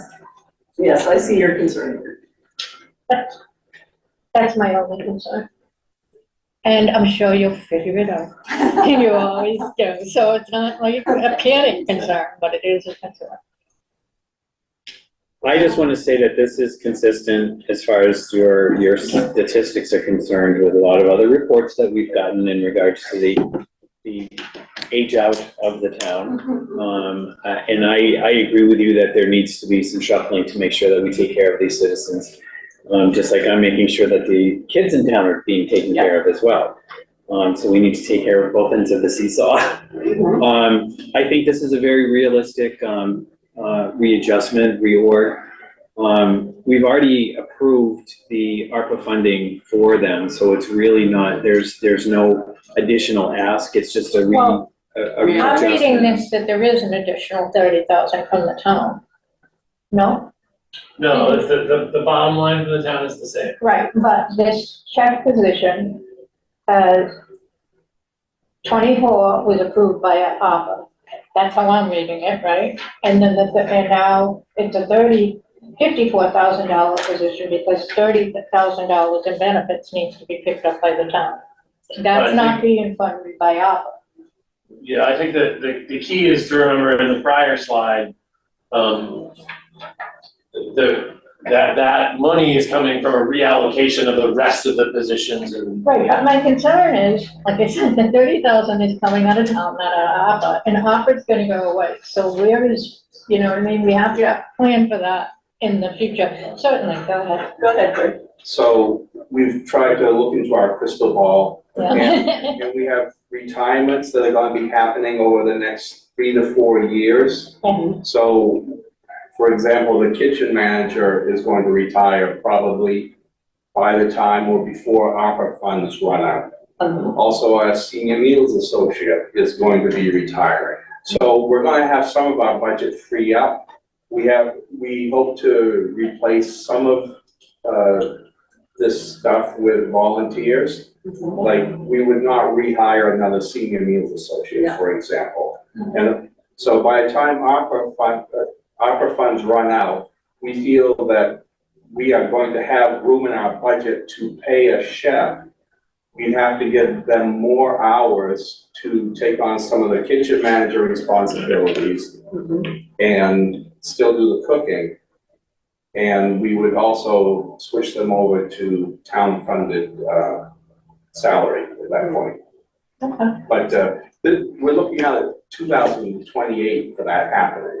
We're a few years away. Right, and you're gonna have much more needs, so you're gonna have to do replacements anyway. Right, and whereas 4 years out, who knows, the whole thing could change by then based on what's happening in the town, but the numbers that we're seeing as they go up, it's sticking pretty much to the plan. So that's why we think we have a pretty solid, feel for what we're gonna have to do by then. So my, if I could finish, my whole idea of, or your comment in regards to ARPA funds is completely up to the department to be able to make those positions sustainable. It's not the town, it's not the selectmen that are doing it. So we've already allocated the funds with the understanding that they need to make those positions sustainable. So when that same argument comes up, I always think to myself, well, they're the ones that understand that those are temporary funds and they're gonna have to fund it themselves, because we are not gonna be able to replenish those Right, I positions. have no concern with the ARPA funds. It was the $30,000 benefit that's listed as town, not ARPA. Correct.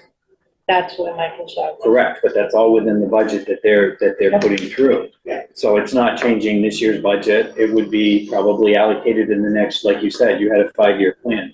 So if you stay true to, I know that you do, you're in your 5 years, you're going to be absorbing all these additional costs. And there's always grant opportunities available, there's other funding sources that it comes down to that. Yeah.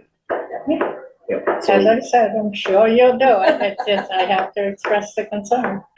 So I do want to thank you though for being able to explain all of this to us. I think that, you know, our focus now is going to benefit 5 years down the road for the seniors, and I think that's really important. Mr. Shane? I just want to say, first of all, you're doing a tremendous job with the seniors. Ever since the first day I came here, it was really a priority to make sure, first and foremost, we as a board of selectmen take care of the seniors. You know, they are the elders of the town. These are the people that have made us where we are. And now it's our turn, all of us, to make sure they are taken care of. You do a great job. You have my support. Thank you very much. Appreciate it. If I may, I just wanted to point out that our next steps, we've already written all the job descriptions, and if with your support, we will go ahead and get job postings made, and we're hoping to get some of these positions filled before Halloween. If we could.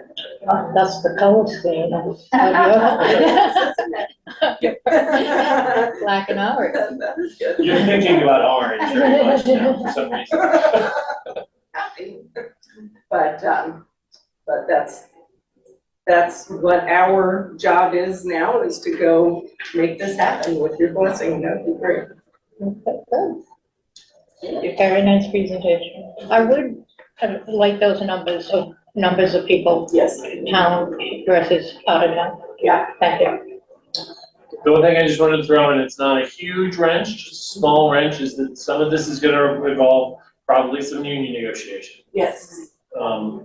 So. Yeah. We might not be able to move as Quickly. as quickly as the timeline suggests, but we will, you know, if the board votes to go forward with the plan, then that will in turn allow us to talk to the union to get the job descriptions approved. Right, well, I'll entertain a motion to go forward with the plan as outlined.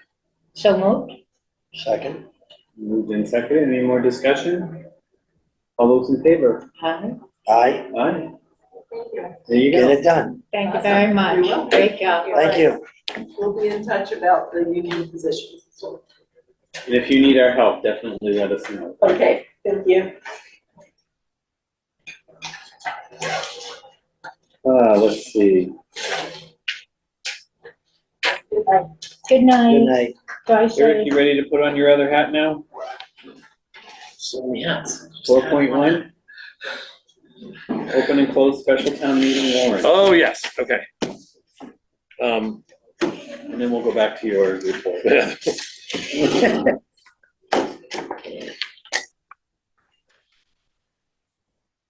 Okay, so, as we had discussed, there's, proposal to put forward, the special town meeting on the 26th.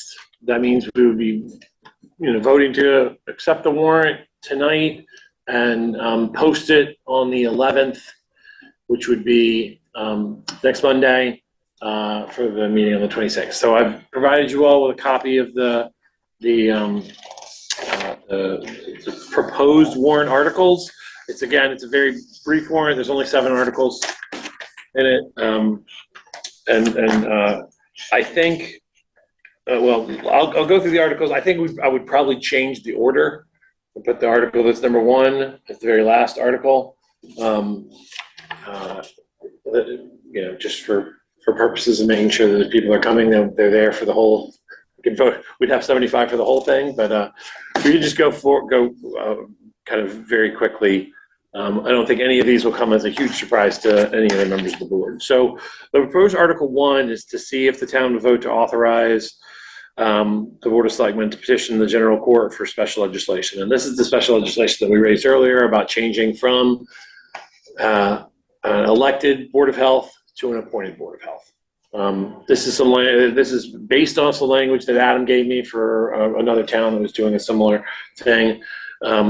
Obviously, Adam has not vetted these yet, so any vote we take to accept this one will be subject to his review and revision.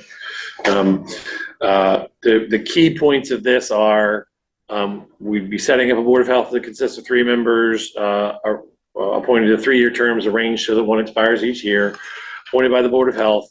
I put in here, just to make it very clear, that the Board of Health shall be appointed and may be removed after opportunity for a hearing by the Board of Selectmen. And the Selectmen can establish conditions of said appointments, including but not limited to discipline, removal, dismissal, and reappointment. So it's very clear in the article establishing it that we would be, I can let the chair know that you're thinking, you would request to speak. It's up to the chair. Let's go through this first before we take questions, I think. I just want to say one thing on this article.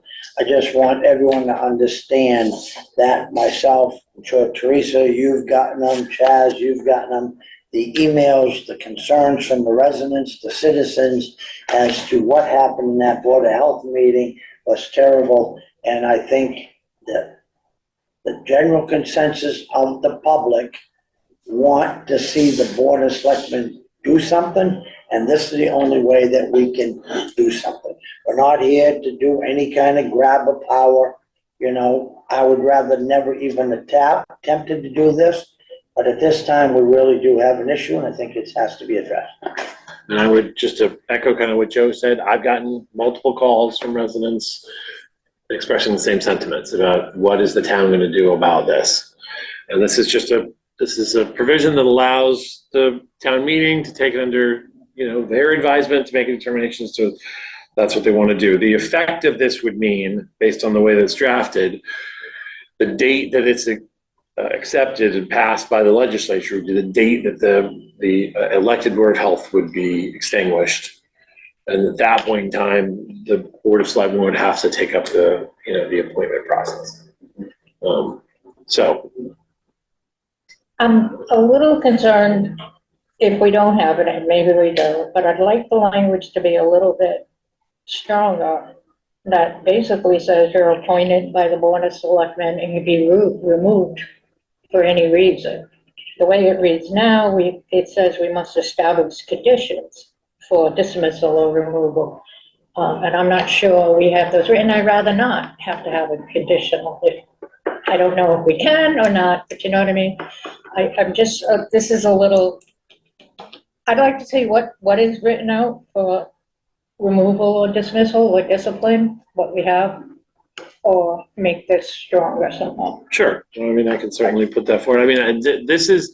This sort of language is, again, this is the language I got from Adam. So I have a feeling if we ask Adam, he's going to say, this is the language that you want to use. Okay. We don't want to put the Board of Selectmen in a position where they have the written authority to act capriciously, basically removing someone for no good reason. That I think is subject to potential abuse. That's why it's in here. It specifically says the Board of Health shall be appointed and may be removed by the Board of Selectmen. So that's very clear, but you have to have a hearing. It has to, you generally have to have grounds to remove someone from the Right. board. I guess my concern is with the word may. It says the Board of Health may establish. It's like, The Board I of think Selectmen may establish, but that means you don't have to. You don't have to establish any of those conditions. I think we should. That's But what I'm saying. If you want to, I mean, that would be up to the Board of Selectmen to make a determination. And I think it should be just listed, and we have very close to it in our policy and procedure, right? So That's, just, I was just gonna say that our policies and procedures really codify a lot of this generalness that's here. right, And I can ask Adam if making a specific reference to the town's policies and procedures would be appropriate in Let's that. reference it. Yeah, so it just says, subject to the Board of Selectmen's policies and procedures. That way, those have already been established and they're already, in effect. If that's,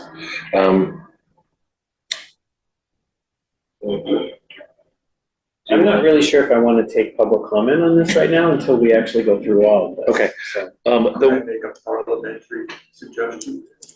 It's going to be a while with this, with the petition with general court. I know personally how long that process takes. And by the time that process reaches its conclusion, we could be a couple of years down the road. That's how long we've been with the charter. And that's another issue, is how does this play with the charter, which will hopefully be passed and signed in the next 30 to 60 days. if that ever happens. so But that's. I respond to We also that. have to have a town meeting, and we also have a ballot vote on this too. Well, so this would not have this is not designed, that's something I was about to bring up. I'm glad you brought it up. So this method does not require a ballot vote. This is asking for special legislation. Now, I will say, I think one of the reasons why the charter has taken so long, that is an anomaly. Everyone I talk to from every municipality and all the state reps are horrified that it's taken the town this long to get this charter changed. I've talked to, Rep Scarsdale about the process that she's going through. We talked to her this morning. And I think I would be comfortable saying that this is something that could get turned around certainly much quicker than I think the charter is taken. But that is I think town council also made a comment when we were talking about this at one point, saying that it shouldn't be as long as the charter is taking us. There is the possibility, and I actually contemplated putting it here as Article 2, but I wanted to take the temperature of the board first with putting in the second method of changing the Board of Health, which is there's just a statutory method that requires the ballot question. So in the statute, there's a way to change an elected Board of Health to an appointed Board of Health by first having a town meeting vote and then putting it on the ballot at the annual town election. So we could put that as a secondary ballot question and offer it to the town meeting saying, if you'd rather have this be on a ballot, we can vote for 2, or the Board of Selectmen can just decide how they want to do it. I didn't want to make that decision for everyone, but that's certainly an option. Well, I want to establish, number one, we're doing this not as a power grab. We're doing this as, I think, a protection of the etiquette of how the boards No, you're not. should operate. that was a me. I know.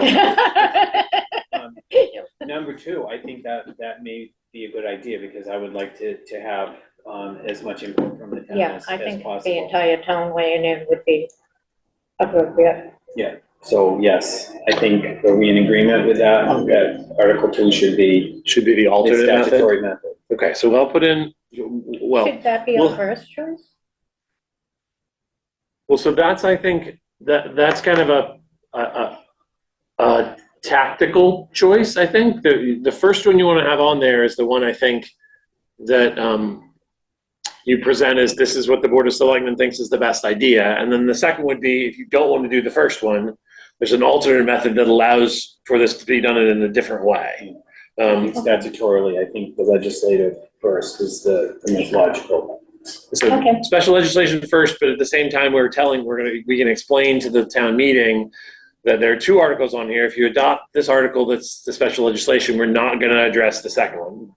But if you'd prefer to go the second method, where there is a ballot question, then we put it on the on the warrant specifically to allow town meeting to have that option. And that's how we've done that on the other ones, just to, because I feel that having a town weigh in on what their thoughts are is much more effective. And that one will have a much more definite answer as to timeline. We will know on April 23rd, the day after the election, whether or not it passed or not. But we also know that that's when it will happen. It's not going to happen before then, which, so I'll put that together as article number 2 for the statutory method, or the second article under these general articles. What's listed as article number 2 here now is a very basic housekeeping article, but it's here specifically because of the anticipation of a potential problem, which is right now under our general bylaws, the chapter entitled Town Meeting for the service of the warrant lists specific places that the warrant is required to be posted. One of those is the Harbor Church. And we know that sometime during this calendar year, the Harbor Church is likely to be undergoing significant renovations and may be secured with a construction fence and may not be accessible for posting of a warrant. But the current bylaw does not have any kind of provision that allows for it to be posted somewhere else. So all this is doing is adding a line at the very end of it that says, should any of the above locations be unavailable for posting for any reason, the Board of Selectmen shall designate an alternate posting location within the same precinct. Right.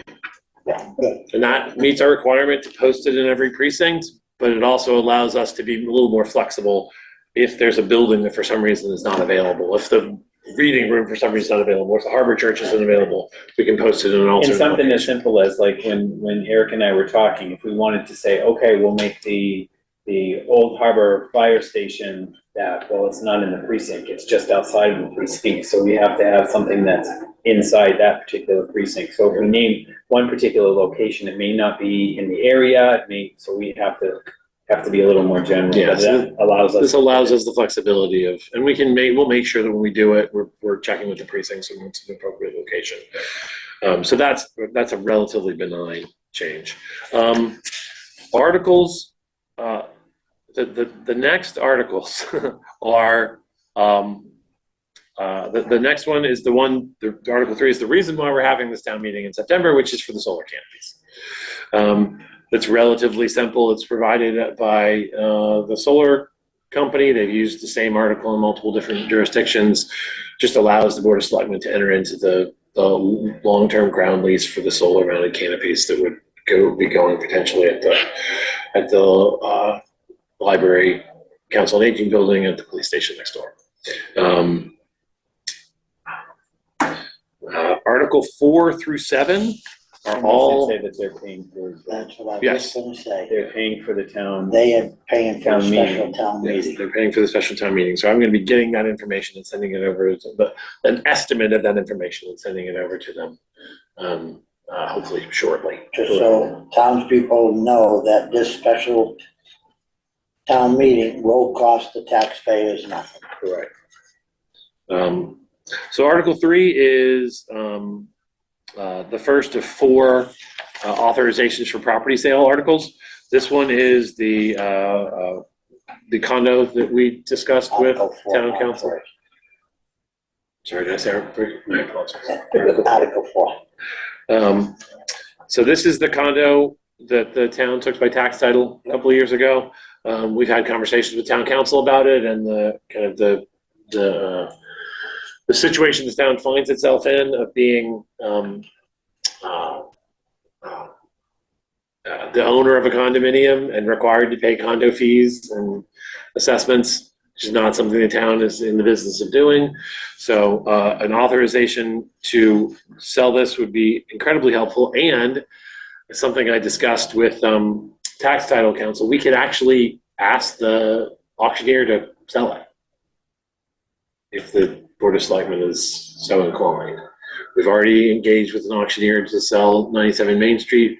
If we put multiple properties on for the same date, it's likely to actually generate a larger turnout. So putting that property on that we know we want to get ourselves out from under as quickly as possible might be a good idea. So that's why we included that one. Article 5, this is 106 Haynes Road.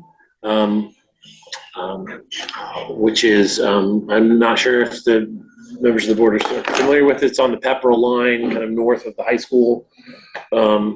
It used to be owned by a property owner who owned the house and a large piece of acreage behind it. The house lot and then the large acreage were divested in two separate transactions, and the town ended up with the house lot.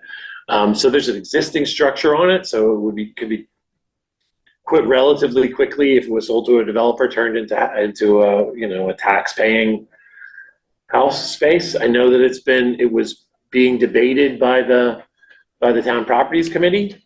And I asked the assessor's office to let them know that I was interested in putting it on for, to have the Board of Selectmen get authority to sell it. If and when the town properties committee decides to do that, which seems to be the way they're leaning. I think they had a question. So that's a property that's ours. Yeah. Article 6 is, as we discussed, 540 Main Street, which is the current water department property. This is obviously well in advance of any time we'd be able to actually transact the property. But while we're in the market for getting these properties set up to be authorized, I just threw it in here if the Board of Selectmen thought it made sense to try to get authorization now, and then we could sell it once we get closer to the time. And again, one of the reasons why I think it's a good idea to maybe get it on now is in the event, as I've been told by the water department, that they're moving ahead of schedule. The sooner they move out of that building, the sooner we could sell it and recuperate some town funds for that. And then the last one is 182 Warren Road. I know that there have been discussions at the board over the last year or so about taking this property and subdividing it. This is the one with the house on the front and then a larger portion in back, with the idea of selling the back portion to the state because it's adjacent to town forest and not really suitable for building. There's a lot of wet areas on it, but the front portion that currently has an undersized house on it would be a legal building lot. And so the town should be able to recoup some funds for that. There's also the possibility of we talked about maybe selling it to Habitat for Humanity for them to put a structure on there to maintain affordable housing. It does, either way, it makes sense for us to get authorization for us to sell it so that when we come up with a plan or the Board of Selectmen decides a way to move, we've already gone to town meeting. We don't have to wait around for another town meeting. Sell it, yeah, absolutely. It's not worth anything. It's falling apart. It's a disaster. Yeah, but I mean, the land, if we put it up for auction, let someone just bid it right out and yeah, I mean, cut that one, whoever buys it, have the whole thing, they can do what they want with it. Yeah, so if we retain 3 acres, it would be a 100% buildable lot in that district for a single family house, or we could try to do something more creative with it. How many acres? I want to say the total acreage is like 11. Well, a little over 11. That's a really desirable area that somebody that may want horses or something that would want the acreage. Yeah. A little wet too. Yeah, I think the backland's Up top. probably not suitable for anything, but the front acreage is, like you said, I mean, suitable for lots of stuff. And so, while we don't have a finalized plan, I think this step is one that we've already got something from the properties committee to sell it. The recommendation for the properties to sell it already came. And so that's the proposed warrant. Again, so we would have 8 articles, yes? Didn't we require a warrant, or maybe we already had it, I don't know, for the residential energy? Oh. The warrant We did for the aggregation? Right. We did the aggregation at the town meeting. The residential. Yes. As well. I thought so, but I wasn't sure. So that was authorized, so we're all set with that. We don't need any more. We're having the public meeting of that in 2 weeks Okay. here. No, I'm sorry, at the beginning of October. But we don't need to bring it back on once we get the numbers. No, the Board of Selectmen's already been authorized to move forward with that. Is it? So Okay. that's, okay, so if we add that second article about the second method for the Board of Health, we'd have 8 total articles. I would probably put the real property articles first, the routine bylaw article next, and then the Board of Health articles last. Just as a way to kind of Get some people to come. make sure that everybody stuck around for we got through the real estate articles to make sure we had the 75. What is the current consensus for town meeting? How many people? 75. So we did have that proposal on at the annual town meeting to change that to 50 that was defeated. So I expect all those people who voted against it to show up for every town meeting from here on out. Good luck. So I guess the real question is there any other questions from the board about? Well, Sabrina. I, didn't sort of print out, it's like that over the No. That would be something we do after we certify free cash. Because of the audit question that came up earlier. Andrea?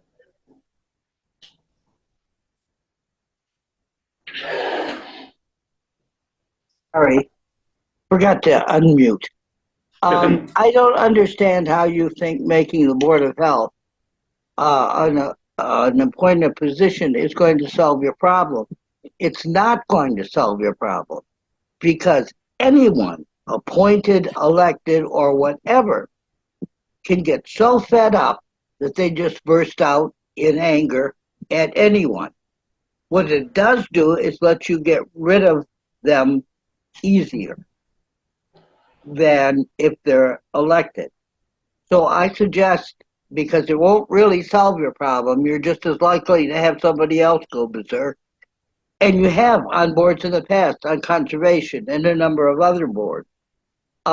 Is look into the difference that it will make in the functioning of the Board of Health to be appointed rather than elected, with the state, with their contracts, with their employees, the Neshoba Board of Health.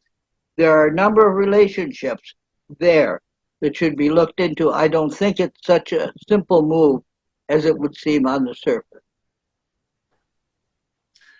Well, thank you. If it was appointed, I think that we would have a process involved in making sure. The difference I see it is when there is an elected position, anybody can pull papers and get on the ballot for that. Whereas on an appointed, we would be able to vet the individual on their qualifications and having a good understanding of why they would want to be on the Board of Health as opposed to it. But I do respect your opinion there, Andrea. Thank you. The thing is, though, even if they were vetted and even if they were qualified, that still doesn't mean that they wouldn't go berserk beyond being just totally fed up with someone and burst out that way. This is not a way to solve the problem of manners or non-manners on boards and committees. That's all. Okay, thank you. You're going to say something? Well, no, I just wanted to respond to kind of the second part of what Andrea said very quickly, which is it's very clear in the act that the change from an elected board to an appointed board wouldn't affect any kind of outstanding contracts or relationships with outside vendors or employees, that everything that was in place at the time it was elected would remain in place after the time it's appointed. And that's, again, that language is specifically contemplated in the special legislation. And anyone on that board that's there can come in front of us to say they want to be appointed, right? Once we do it. Yeah. Yeah, I mean, so if there's 2 people on there that's still doing good and they want to get appointed, when it does, they come and we do what we gotta do. Just throwing it out there, since I do think this is going to be attended well, but that's not always the case, especially for special town meetings. Do we want to consider again just putting it on, asking the question whether we want, at least for special town meetings, for the consensus to be 50? Or we've already gone down that We road? already gone down that rabbit hole. Yeah, but we've gone down rabbit holes for you before. Point taken. No, I don't think so. But, so I guess my reaction would be, let's see how this one goes. And if we again have trouble in the fall getting quorum for town meeting, and we end up having to kick everything off till the spring like we did last year, then I think we have a much stronger argument to say, look, we let you guys know it was a problem, we brought it up, you voted against it, the majority of people voted against it, and then it happened again, so I think we need to bring it up again, you know what I mean? I feel like a Congress, like somebody else is paying for it, so let's show it. That's fair. That's actually, there's a reason why all these real estate ones are on here, is because I said, let's just see if we could just add some extra stuff. John, did you have anything else you wanted to? No, like I said, my concern is, and I'm sure Adam will address all these things, and he and I have worked on making changes in the legislature for a long time now. My feeling is, if there's a way to do what we want to do, or what the consensus is, great. But by the time it actually comes into effect, people have a short-term memory issue, and they may not remember what went on that YouTube video. That's my fear about kicking it off to a ballot, is that by April, that's my concern, is that by April, it may no longer be on the top of everybody's minds. There might be a different. And it was the consensus of the board that we were gonna act swiftly on this, so we're acting swiftly. But putting both on there gives us the opportunity to present it to a town meeting, and if there's an overwhelming swell of people who say they've got it on the ballot, we have it prepared so we can take that step at their direction. All right. So at this point, I guess I'll entertain a motion to open and close the warrant. Yeah. With the 8 articles we discussed, subject to review by town council. So moved. Second. moved and seconded. Any further comments? Discussion? I think we have a special. Aye. All those in favor? I wanted to get it in a row. Aye. Aye. Aye. And let the records show that Teresa got her vote in early. Teresa voted twice. Yes, she did. Alrighty. Thank you. That was, Enlightening. that was a good amount of work that was done very quickly. Yeah. We'll Five get this turned around. ARPA projects, I didn't have anything other than I'm sorry. Well, we can go do that real quick. I didn't have anything for ARPA. Did you guys have anything for ARPA? And then we'll go back to the town administrator updates and reports. Yes. So there are a couple of things. John is here because I think he may have heard what we heard this morning, which is Darn close. the charter vote got Darn close, is that like a quote from the legislature? Pretty much. the bill got moved to the place where it needs to It be. moved out of the committee on third reading, which is the last step before it goes to the floor of both the House and Senate. The Senate should just be a rubber stamp because it's not something that really affects them. And we've had good success with our current rep and her staff. Maybe before Halloween, we have the governor sign off on it. Good. At which point, adult beverages will be served freely. So that we talked to Rep. Starsdale was here this morning, and so we had a conversation with her about it, and she was talking to her aides about the fact that got moved out of committee. So I thought that was worth us all, and I'm glad John came in to let everybody know. But I think that's a kind of a big deal for the town. Shepherd John. I'll have to give up my staff. Kind of on the same vein, Congresswoman Lori Trahan was in town today. Joe and I, along with... I thought Teresa signed up for that, but she didn't make it. Joe and I, along with Sabrina and Rebecca, along with staff from Rep. Trahan, Congresswoman Trahan's office, and Margaret Scarsdale and staff from her office, met to talk about kind of the ARPA allocation that the town got. We talked about, we spent a lot of time, the focus of the meeting was to talk about the community services coordinator and that position and the town, kind of the town's thought process behind putting that position together and what we were spending that money on. But we did talk about a lot of other things that were of interest to the town.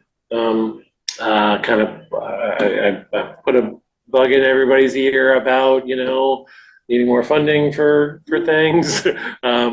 We talked about some of the challenges for retention of employees and talked about the health insurance. Joe brought that up to talk to the Congresswoman about. Talked about trying to get some help with them and try to be able to get that walking bridge over. Talk to see if anybody, so. Yeah, from Timberley Park. So, I mean, it was all good. It was very positive. Yeah, it was positive, and it was. I think it was. We were one of the stops that Congresswoman Tran has been wanting to make for a while. You weren't on the board yet, but you may remember we had to cancel one for snow. She was supposed to be here, and it snowed the day that we were supposed to meet with her. So, well, there's been a lot of conversation around the community services position that we had here. I've had several emails from other communities asking how that was fit in, how we came up with the decision on where that person was located, how we decided that was important for the town and that sort of stuff. And I can see that information is being stamped into other communities, and that position is being created for other communities as well. So it was good forethought in regards to the way in which the ARPA funds were discussed, the way that they were opened with the department heads. Department heads had input, so just the whole process involved in it, I think, is what Lori Trahan was really looking at, because that's something that other communities, that collaborative effort is really how we did that so quickly and so effectively. And so I know that her staff has been kind of seeing the praises of that type of use of the ARPA funds to her communities that haven't finished their allocations, of which there are several. I haven't even started. Yeah, which boggles the mind that some people haven't started, but yeah. Large communities too. Yeah. And so I think it was overall a really kind of positive meeting, and so that was a good thing. Well, thank you for attending. Yeah, I think that was a good thing. The one other thing that I wanted to bring up was a conversation about kind of the use of the town garage. So I know that Joe and I had a conversation about it. And I know that you were probably, because of the technology piece, I know that I don't remember had a conversation specifically about it, but the fact that as part of wanting to have access to a computer and a phone here, that Rob has a desk that's out in the garage with a phone and a hookup for his laptop, so that if he's in town hall, he can do ordering or calling vendors at town hall there. That's in addition to maintaining the office down on the highway. The reality is he's not at highway, very often, because that's as a facility that doesn't require a lot of his day to day. Are we going to talk about this? Yeah. And so my thought was that he was moving out to a highway. That's what we talked about. And that's what we voted on, that his office would be at town hall. We didn't vote. But We didn't vote. We didn't vote, but we all agreed. We did talk about it. And he was gonna move up there because we just hired that secretary for him and for Jim and for me.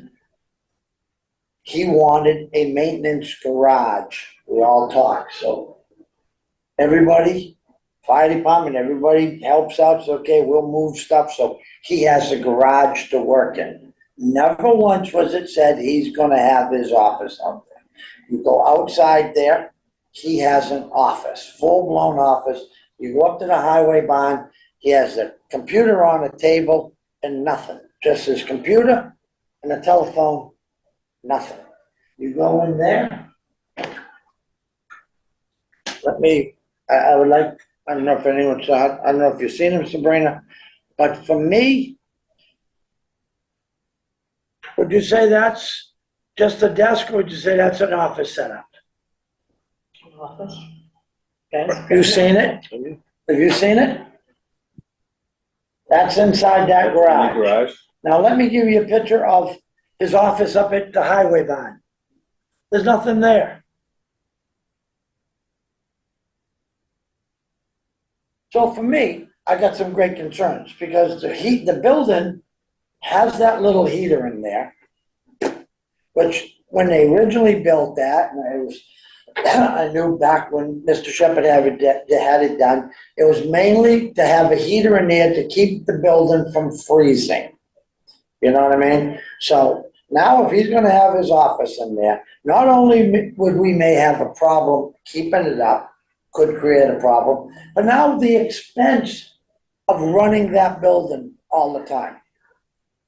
That's why we chose to go there. I think, Eric, you said, well, gee, I don't think that was it, but that's why we're here in front of the board.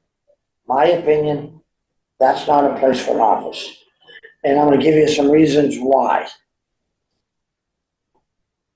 The bus that goes in there, several people in and out of that building to get the bus at any time. Okay? As you see, he's got a full-fledged desk, rack of all kinds of paper, information. That's all town information. It's not a secure building. He's not in there during the day. That's open, wide open. It's wide open to anyone that walks in that building. I just don't think that's the smart thing for us to do. We're involved, we discussed it. We, the Board of Selectmen, make those decisions, and I think we discussed it as moving there, and I think we need to force that to be done. It's only my opinion. Well, my whole thought was that the discussion, or the line of discussion, was the fact that we agreed that he did have the assistant, that he needs the hours for the assistant. Having him down here and not up there with his assistant didn't make sense to me when I first heard about this as well. That's part of the reason why I thought that highway would make the most logical choice of where it has to be. That's not an office, that is a garage, all right? And I have concerns in regards to the equipment, the assets that are involved, the telephone and the computer is gonna be in possibly sub-freezing weather out there. I don't think that's right. The communication lines that's run out there, that's not, it's not, it doesn't really have the capacity to run as long as it does from where the server is all the way out there, which it does. They rated that line, and that line is really not rated for anything other than what the, he has a telephone and a computer on that line, and that's not, I don't think that's appropriate. The next thing is. About the building and the Board of Health. Andrea, can you mute, please?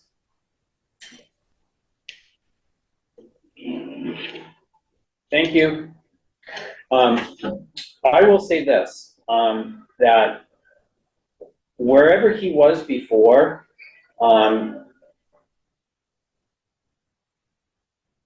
that office downstairs was occupied by him without permission from anybody. He just moved in there.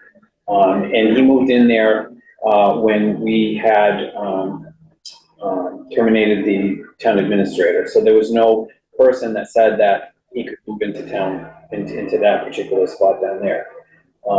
Now it seems to me that he's chosen to go over there after we have directed him to go over to the highway department. That's a logical place for him. His assistant is out there.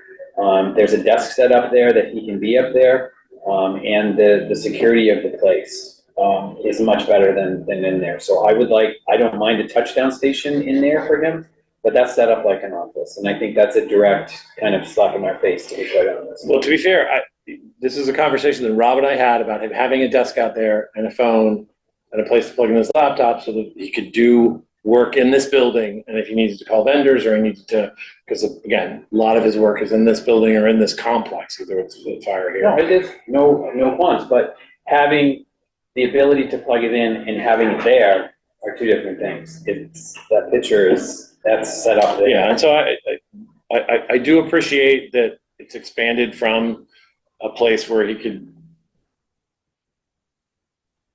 be able to be more efficient by having it close to here, which was my thought process when he and I talked about it, and I told him it was okay. To, it feels like the primary office is here and not up the street. I do, however, think that it does make sense for him to have the ability to make phone calls from, close to this building or. I don't have any problems with that at all. I don't have any problems with Well, that. just the I think there's safety. more problems. I think this opens up a larger can of worms that I would like the board to talk about. And there are maintenance issues that need to occur that are not occurring. There are situations that are happening and not happening. We are getting emails from other departments saying certain things aren't being done. So I would like to put on our next agenda that we will be talking about the facilities area, maintenance of the buildings and all of that, because we really need to rethink that. One other, sorry to interrupt you, but I had one other huge issue. The liability of him during the winter time, them going in there, starting them buses up, warming them buses in that building, and then decide once it's warmed up to take it out with the doors closed. You get asphyxiated. It's a garage. It's not an office. They back them cars in and out. You look at me like I don't know what I'm talking about. I don't know anybody who warms up a car in a closed garage, When you but start it and it's in there, you're in there you for a open the minute or two. doors. You do, but the fumes are still in there. I agree. There's a Okay? health issue. I'm a retired firefighter. I've been to many calls, carbon dioxide, all that. So, I mean, I'm a doctor, so. good for you. Well, I think that building's big enough. I'm not, so the amount of carbon dioxide it would take to fill up that building as opposed to a residential garage, especially given the ceiling heights. I'm not, and I, based on my conversations with Rob, he has no intention of using it during the winter. Right now, again, my conversations with Rob were that he didn't have the intention of kind of using that during the winter, but I could certainly, based on the conversation of the board, if you want to take a vote, could certainly give him a directive. His primary office needs to be at Highway. That's where his all of the equipment that he has and scheduling the paperwork needs to be at the Highway Department because it's there for his interface with the assistant. With the technology that we have, he can be basically anywhere. It doesn't necessarily mean that he has to be down here or centered down here. And the truck was approved so that he had mobility to be able to go wherever. He doesn't necessarily need to be down here. I would much rather see the assets being deployed in areas that we need it, like certain things at the fire department need to be done, certain things at the library need to be done. It doesn't necessarily need to be centered here. I work in Worcester, but I can work just as well at my office with the remote capabilities that I do. I can get my voicemail messages from anywhere. You know what I mean? All I'm saying is that I'd like a central location where it is close to where his assistant is. He just got the assistant, and I'll give you another thing too. I did look at. Thank you for adding the folder in there, but the monthly reports now are in a folder so that we can see. That's the only department that I don't see a report for. So I haven't added all of it yet. but For me, everyone's saying, okay, you said at least we didn't make a vote. I make a motion now, here, that he is to move his office, full-blown office, to be in the highway bond, and if he wants a phone and a connection, so he can use his laptop if he needs to make a call while he's there. I make the motion, maybe someone wants to second it. I don't understand what, I think, I'll second it, then we'll have discussion. motion's made and seconded, and we can have a discussion. So the goal of what we're trying to do is he has an office, a secretary, or whatever, which we've determined to be in one place. Right? And he has set up a second office which we have not completely condoned as selectmen. We said you can put a phone, you can put a secondary stick in a second, but it's more like it looks by photos to be his primary setup, which obviously isn't gonna work in the winter if we have health concerns, et cetera. I think our duty is, you're his superior and you say, I'm sorry, we had a discussion with it, but you do need to spend the majority of your time, your office should be where we've assigned it, et cetera. I don't see where this gets to the level of needing a motion, but I guess it doesn't hurt. I didn't either until I see that there was an office set up in there. I thought it was an understanding that we had, and I thought that that's what it was going to do that. But again, I feel that the Board of Selectmen is not being heard in this conversation. So I would like to have a vote to make it official. Okay. So that this individual has a clear understanding that this is a directive from the Board of Selectmen. Okay. So their discussion? And I don't think we're picking on him, it's just the logistics of it. His secretary up there, his office up there, it's a secured building. If Jimmy leaves the building or whatever, they can walk in, but the main offices are closed. If he has any legal paperwork or any bids or anything that comes there, nobody can get to him and say, oh, gee, you put out a landscape bid, and for some reason, somebody else got to know what it was about. This way it's locked up. There's no security right there, none whatsoever.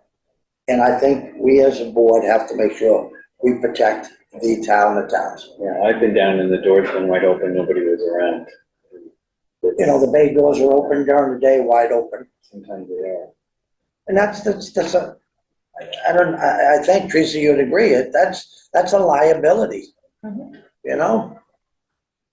So I made the motion, then seconded, so what do we do? Any other discussion? All those in favor? Hi. Aye? Aye.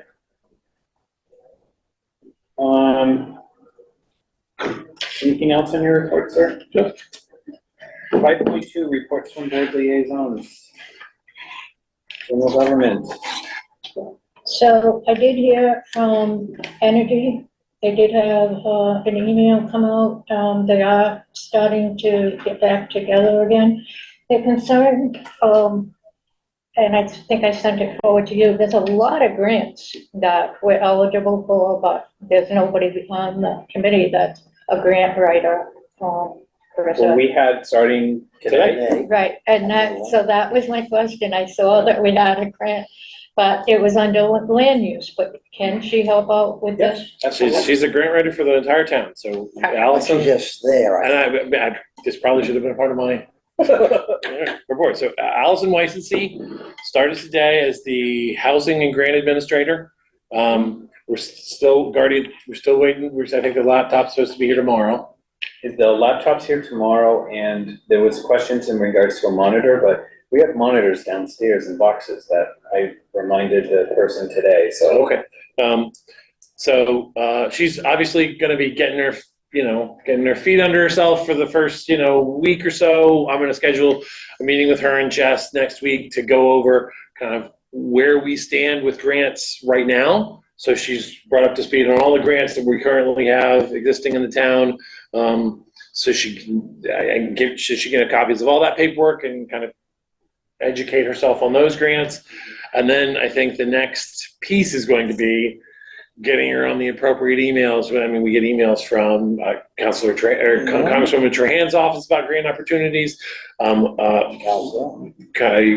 Rep. Scarsdale's office sends us grant opportunities. I'm actually signed up for a kind of a grant watch server, like listserv that sends out grant opportunities. So we'll make sure we get her signed up for all that. And then it's going to be a matter of kind of triaging. So I'm going to want her to kind of talk to the departments that need the help. So there's some like, Jimmy with his Chapter 90 funds and things, he's got it down to a science. Like he brings in the documentation and has them sign it. And so, but there are going to be some grants, like the infrastructure grants for like the culverts and things like that, that I think he's gonna want some help applying for. I think meeting with the energy committee about those sorts of grants, EV charging grants or other kind of green energy grants would be a really good idea. There's housing grants that we were looking at as And, well. There's land use, that Jess is welcomed all of us to go and introduce ourselves when she's in there. There's a lot. And so, I mean, there's a ton of opportunities, and one of the whole reasons we got this position is so we can have somebody sit down and kind of. Today, Scarsdale, their both assistants both said, that's a big thing that you lose if you don't have someone that can do the grant, because there's so much money out there, they said. You gotta have the right person to go get it. And my hope and expectation is, to be blunt, that part of this job becomes self-funding, because lots of grants allow for administrative costs, and even if it's just 5 or 10%, if you're talking about a $200,000 grant, if somebody gives us 10 grand for administrative costs, that's almost half of her salary, That's what, when we first discussed this particular position, I think, Joe, you were on there with Selectman Pell and myself. If we schedule this right, that position can be self-paid by the grants that they're being written. I mean, it won't be coming out of the town coffers. So. And that's the goal, is to get this so we're having a regular litany of grants that we're applying for, and her time, and quite frankly, other staff members' time are working on it, can get funded through the grants. And the second thing, the Energy Committee wanted to bring up, and I think I sent it to you because I think we need help with it. So we had Rise Engineering come out and do an assessment of all the buildings for energy grants and things. Yeah, that like predated me, but yeah, they did come out and do that. And basically, it's Somebody gone. left with all their information, apparently. It's gone. And An we employee paid for left and took all the information. That never happens here. So, with these volunteers, they're asking for us to tell them, like, what do we do? Do we get it redone and insist that they redo it for free, which I think is the Well, I answer, mean- but I don't know. So I turned it over to Eric, and Eric can work on it. Yeah, I mean, I think the first thing we need to do is try to determine whether or not that information ever made it into the town. Hopefully Rise sent that information, whether it's on Vinny's email or it's on, somebody else's, and that would be my hope. My hope is that they sent, because what's the point of having it if it's going to send, I'm sure they sent it to somebody in the town, the question is fine. So if we could find that information, turn around and provide it back to Rise and say, hey, you need to give us a discount on the next thing you charge us for, because we're doing your work for you. But we could find out what the URL for that company is and have Guardian do a search of emails. Yeah. And so I think that's the first and I think best way to try to do this is figure out if we got it somewhere in our system. Because if we do, we could turn around and provide it to everybody. That way, kind of like Bitcoin, where if everybody's got it, it won't get lost. Then it's We can gone. track it. Then it's gone. And then, if that doesn't work, what I would probably do is I'd probably, ask for a meeting with Rise to have it come in and have a conversation about how they didn't have, what are we going to do to recreate this information that you don't have, that you're supposed to And have. the final thing is, I don't think it's too early, but I'm not sure. But I think it's time you get capital planning up and running. Oh, I agree. Yeah, we should jump on that early because it's always the So last. I'd like to work on trying to get that started next week, starting and we'll do our initial meeting. I'll get with them and try to organize the date. I know we need to post it and everything to get that kicked off. I'm just thinking about the capital planning appointments. Did they expire? Do we need to reappoint to capital planning? So that is probably something we should have on the next agenda. Yes. Is Next reappoint. agenda, capital planning. Yeah, so once we find out who they are. Yes, we can figure out try who's get going to be them on all capital together. planning and then get them together, yes. Who's remaining? Yeah. Anything else?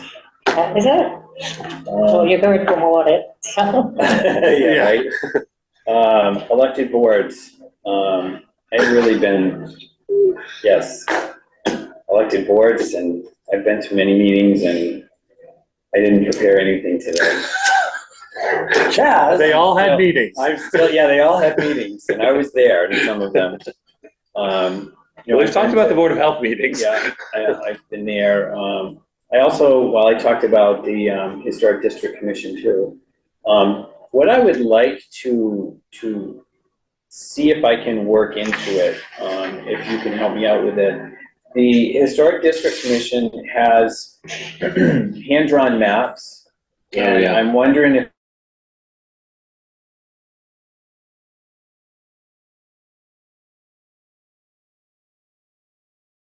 I can talk to Karen.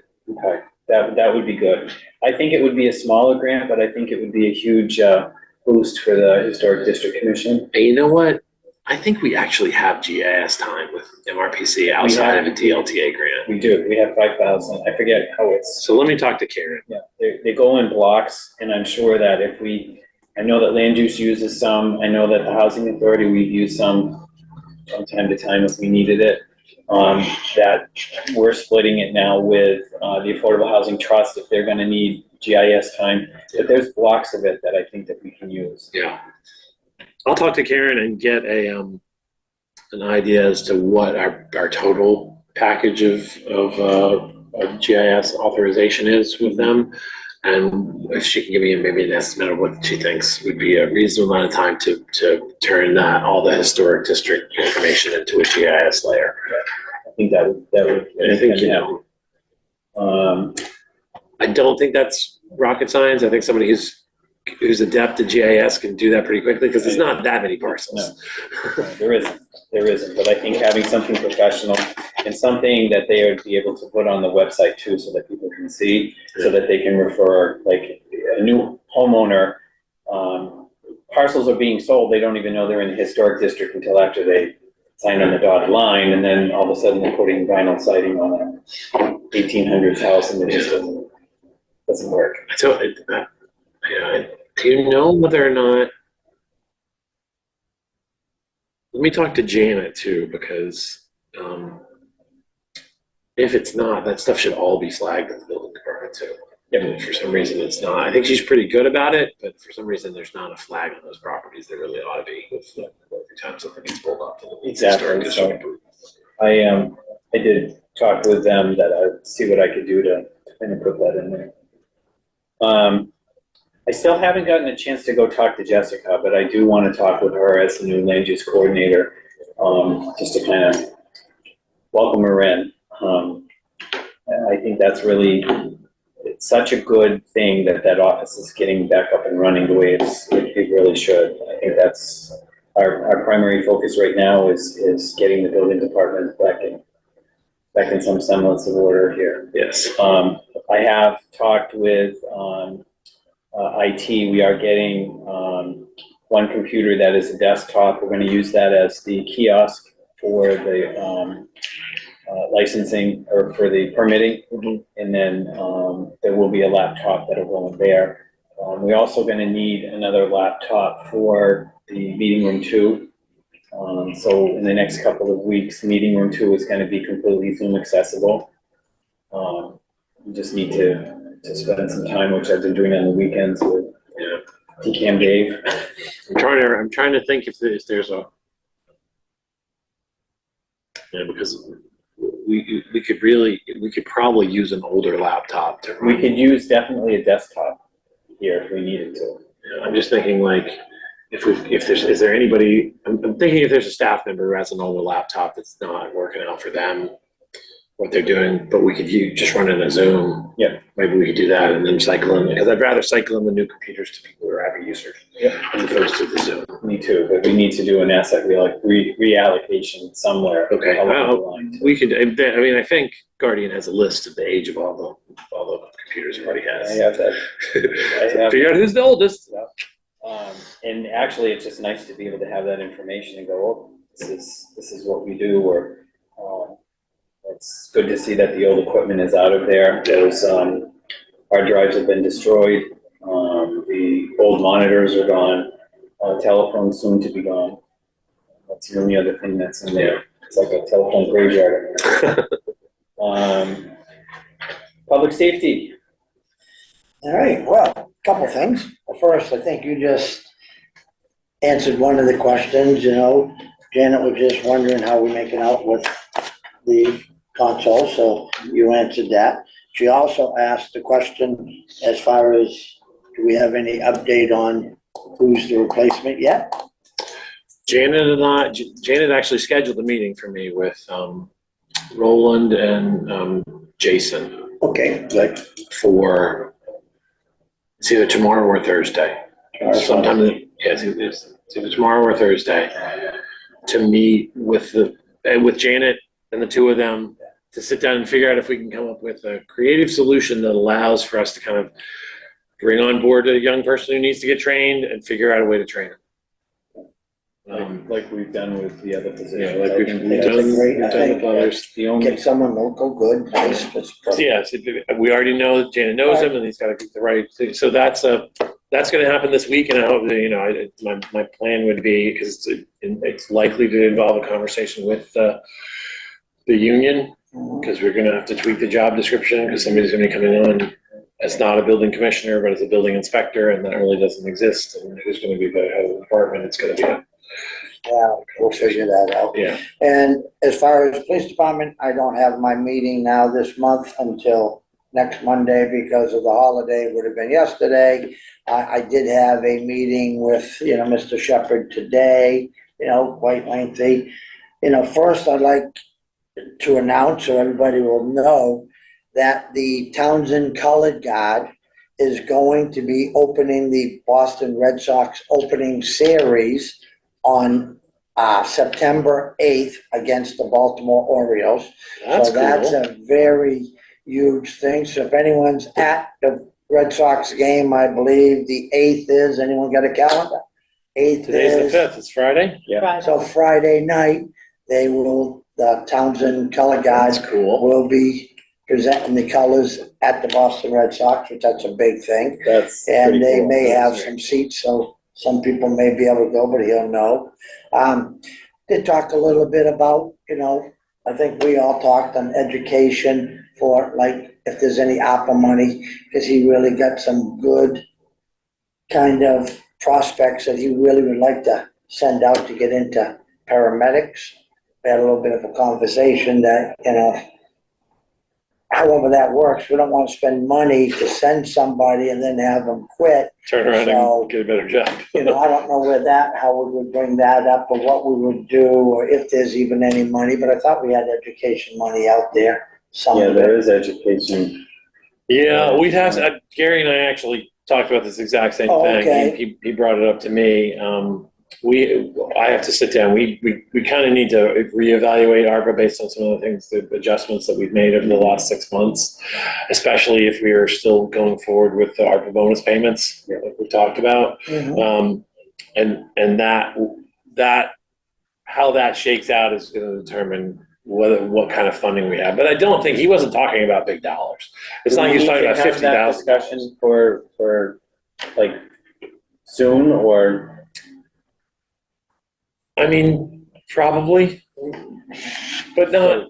I mean, Do you want to set up something for, what I'm trying to get is some kind of target date, so sometime in October, sometime? yeah, I think the first meeting in October is a good target for us to do that, because I need to we need to schedule a meeting with our consultant and make sure that we're all up to date on our reporting and all that stuff. I'd like to do just like a work session kind of meeting. Yeah.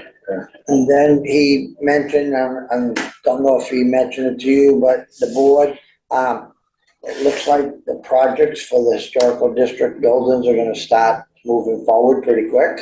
And, I think we as a board of selectmen, you will have to send a letter to the state to have them vacate the building. Yeah.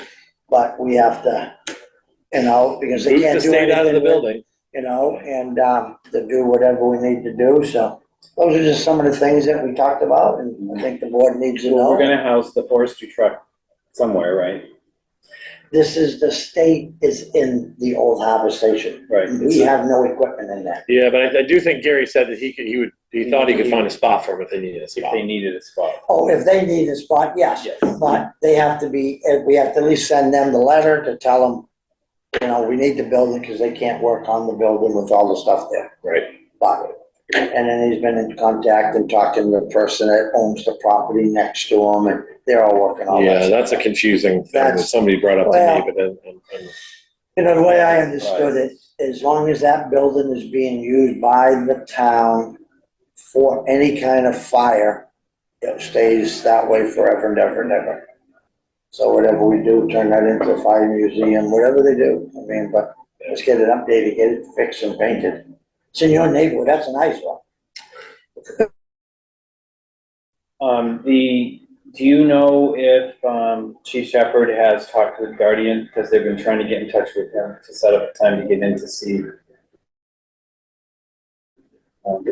where their internet connection comes into the building? No, I did not, but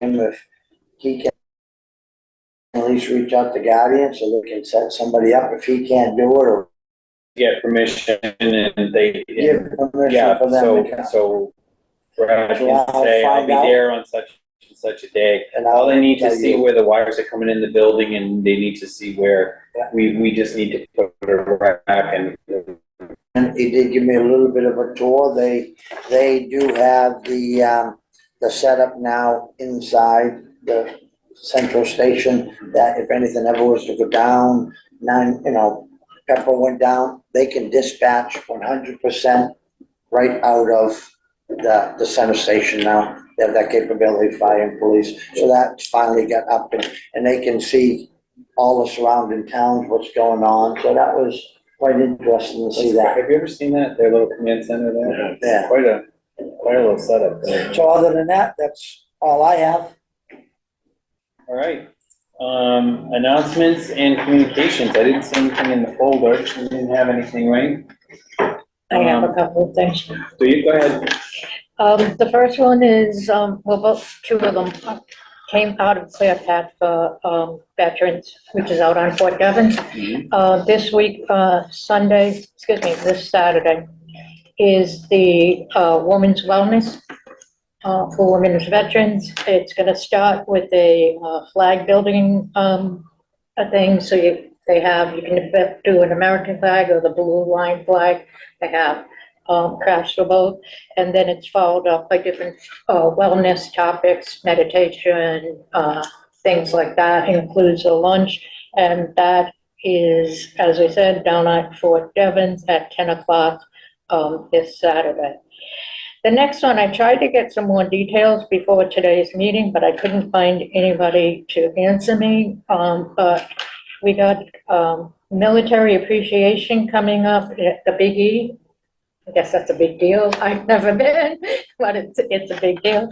So entry is free, and it says free for anybody with a military ID. Now, in order to have a military ID, you have to be retired or active. That doesn't include all veterans, but most veterans have a VA ID, and I'm trying to see if will that constitute? So is it open to all veterans free, or is it just active and retired? So I couldn't find out if anybody's interested in going that's not active or retired and doesn't have an ID. I think just double check with them to see. But that, like I said, that is occurring. What's the date? I'll find the date. I lost it again, but that's happening at the Big E coming up, September 15th. 5.4, next meeting is Tuesday, September 19th. And 5.5, I'll entertain a motion to review and sign payroll and bills payable warrants out of session. So moved. Second. Further discussion? All those in favor? Aye. Aye.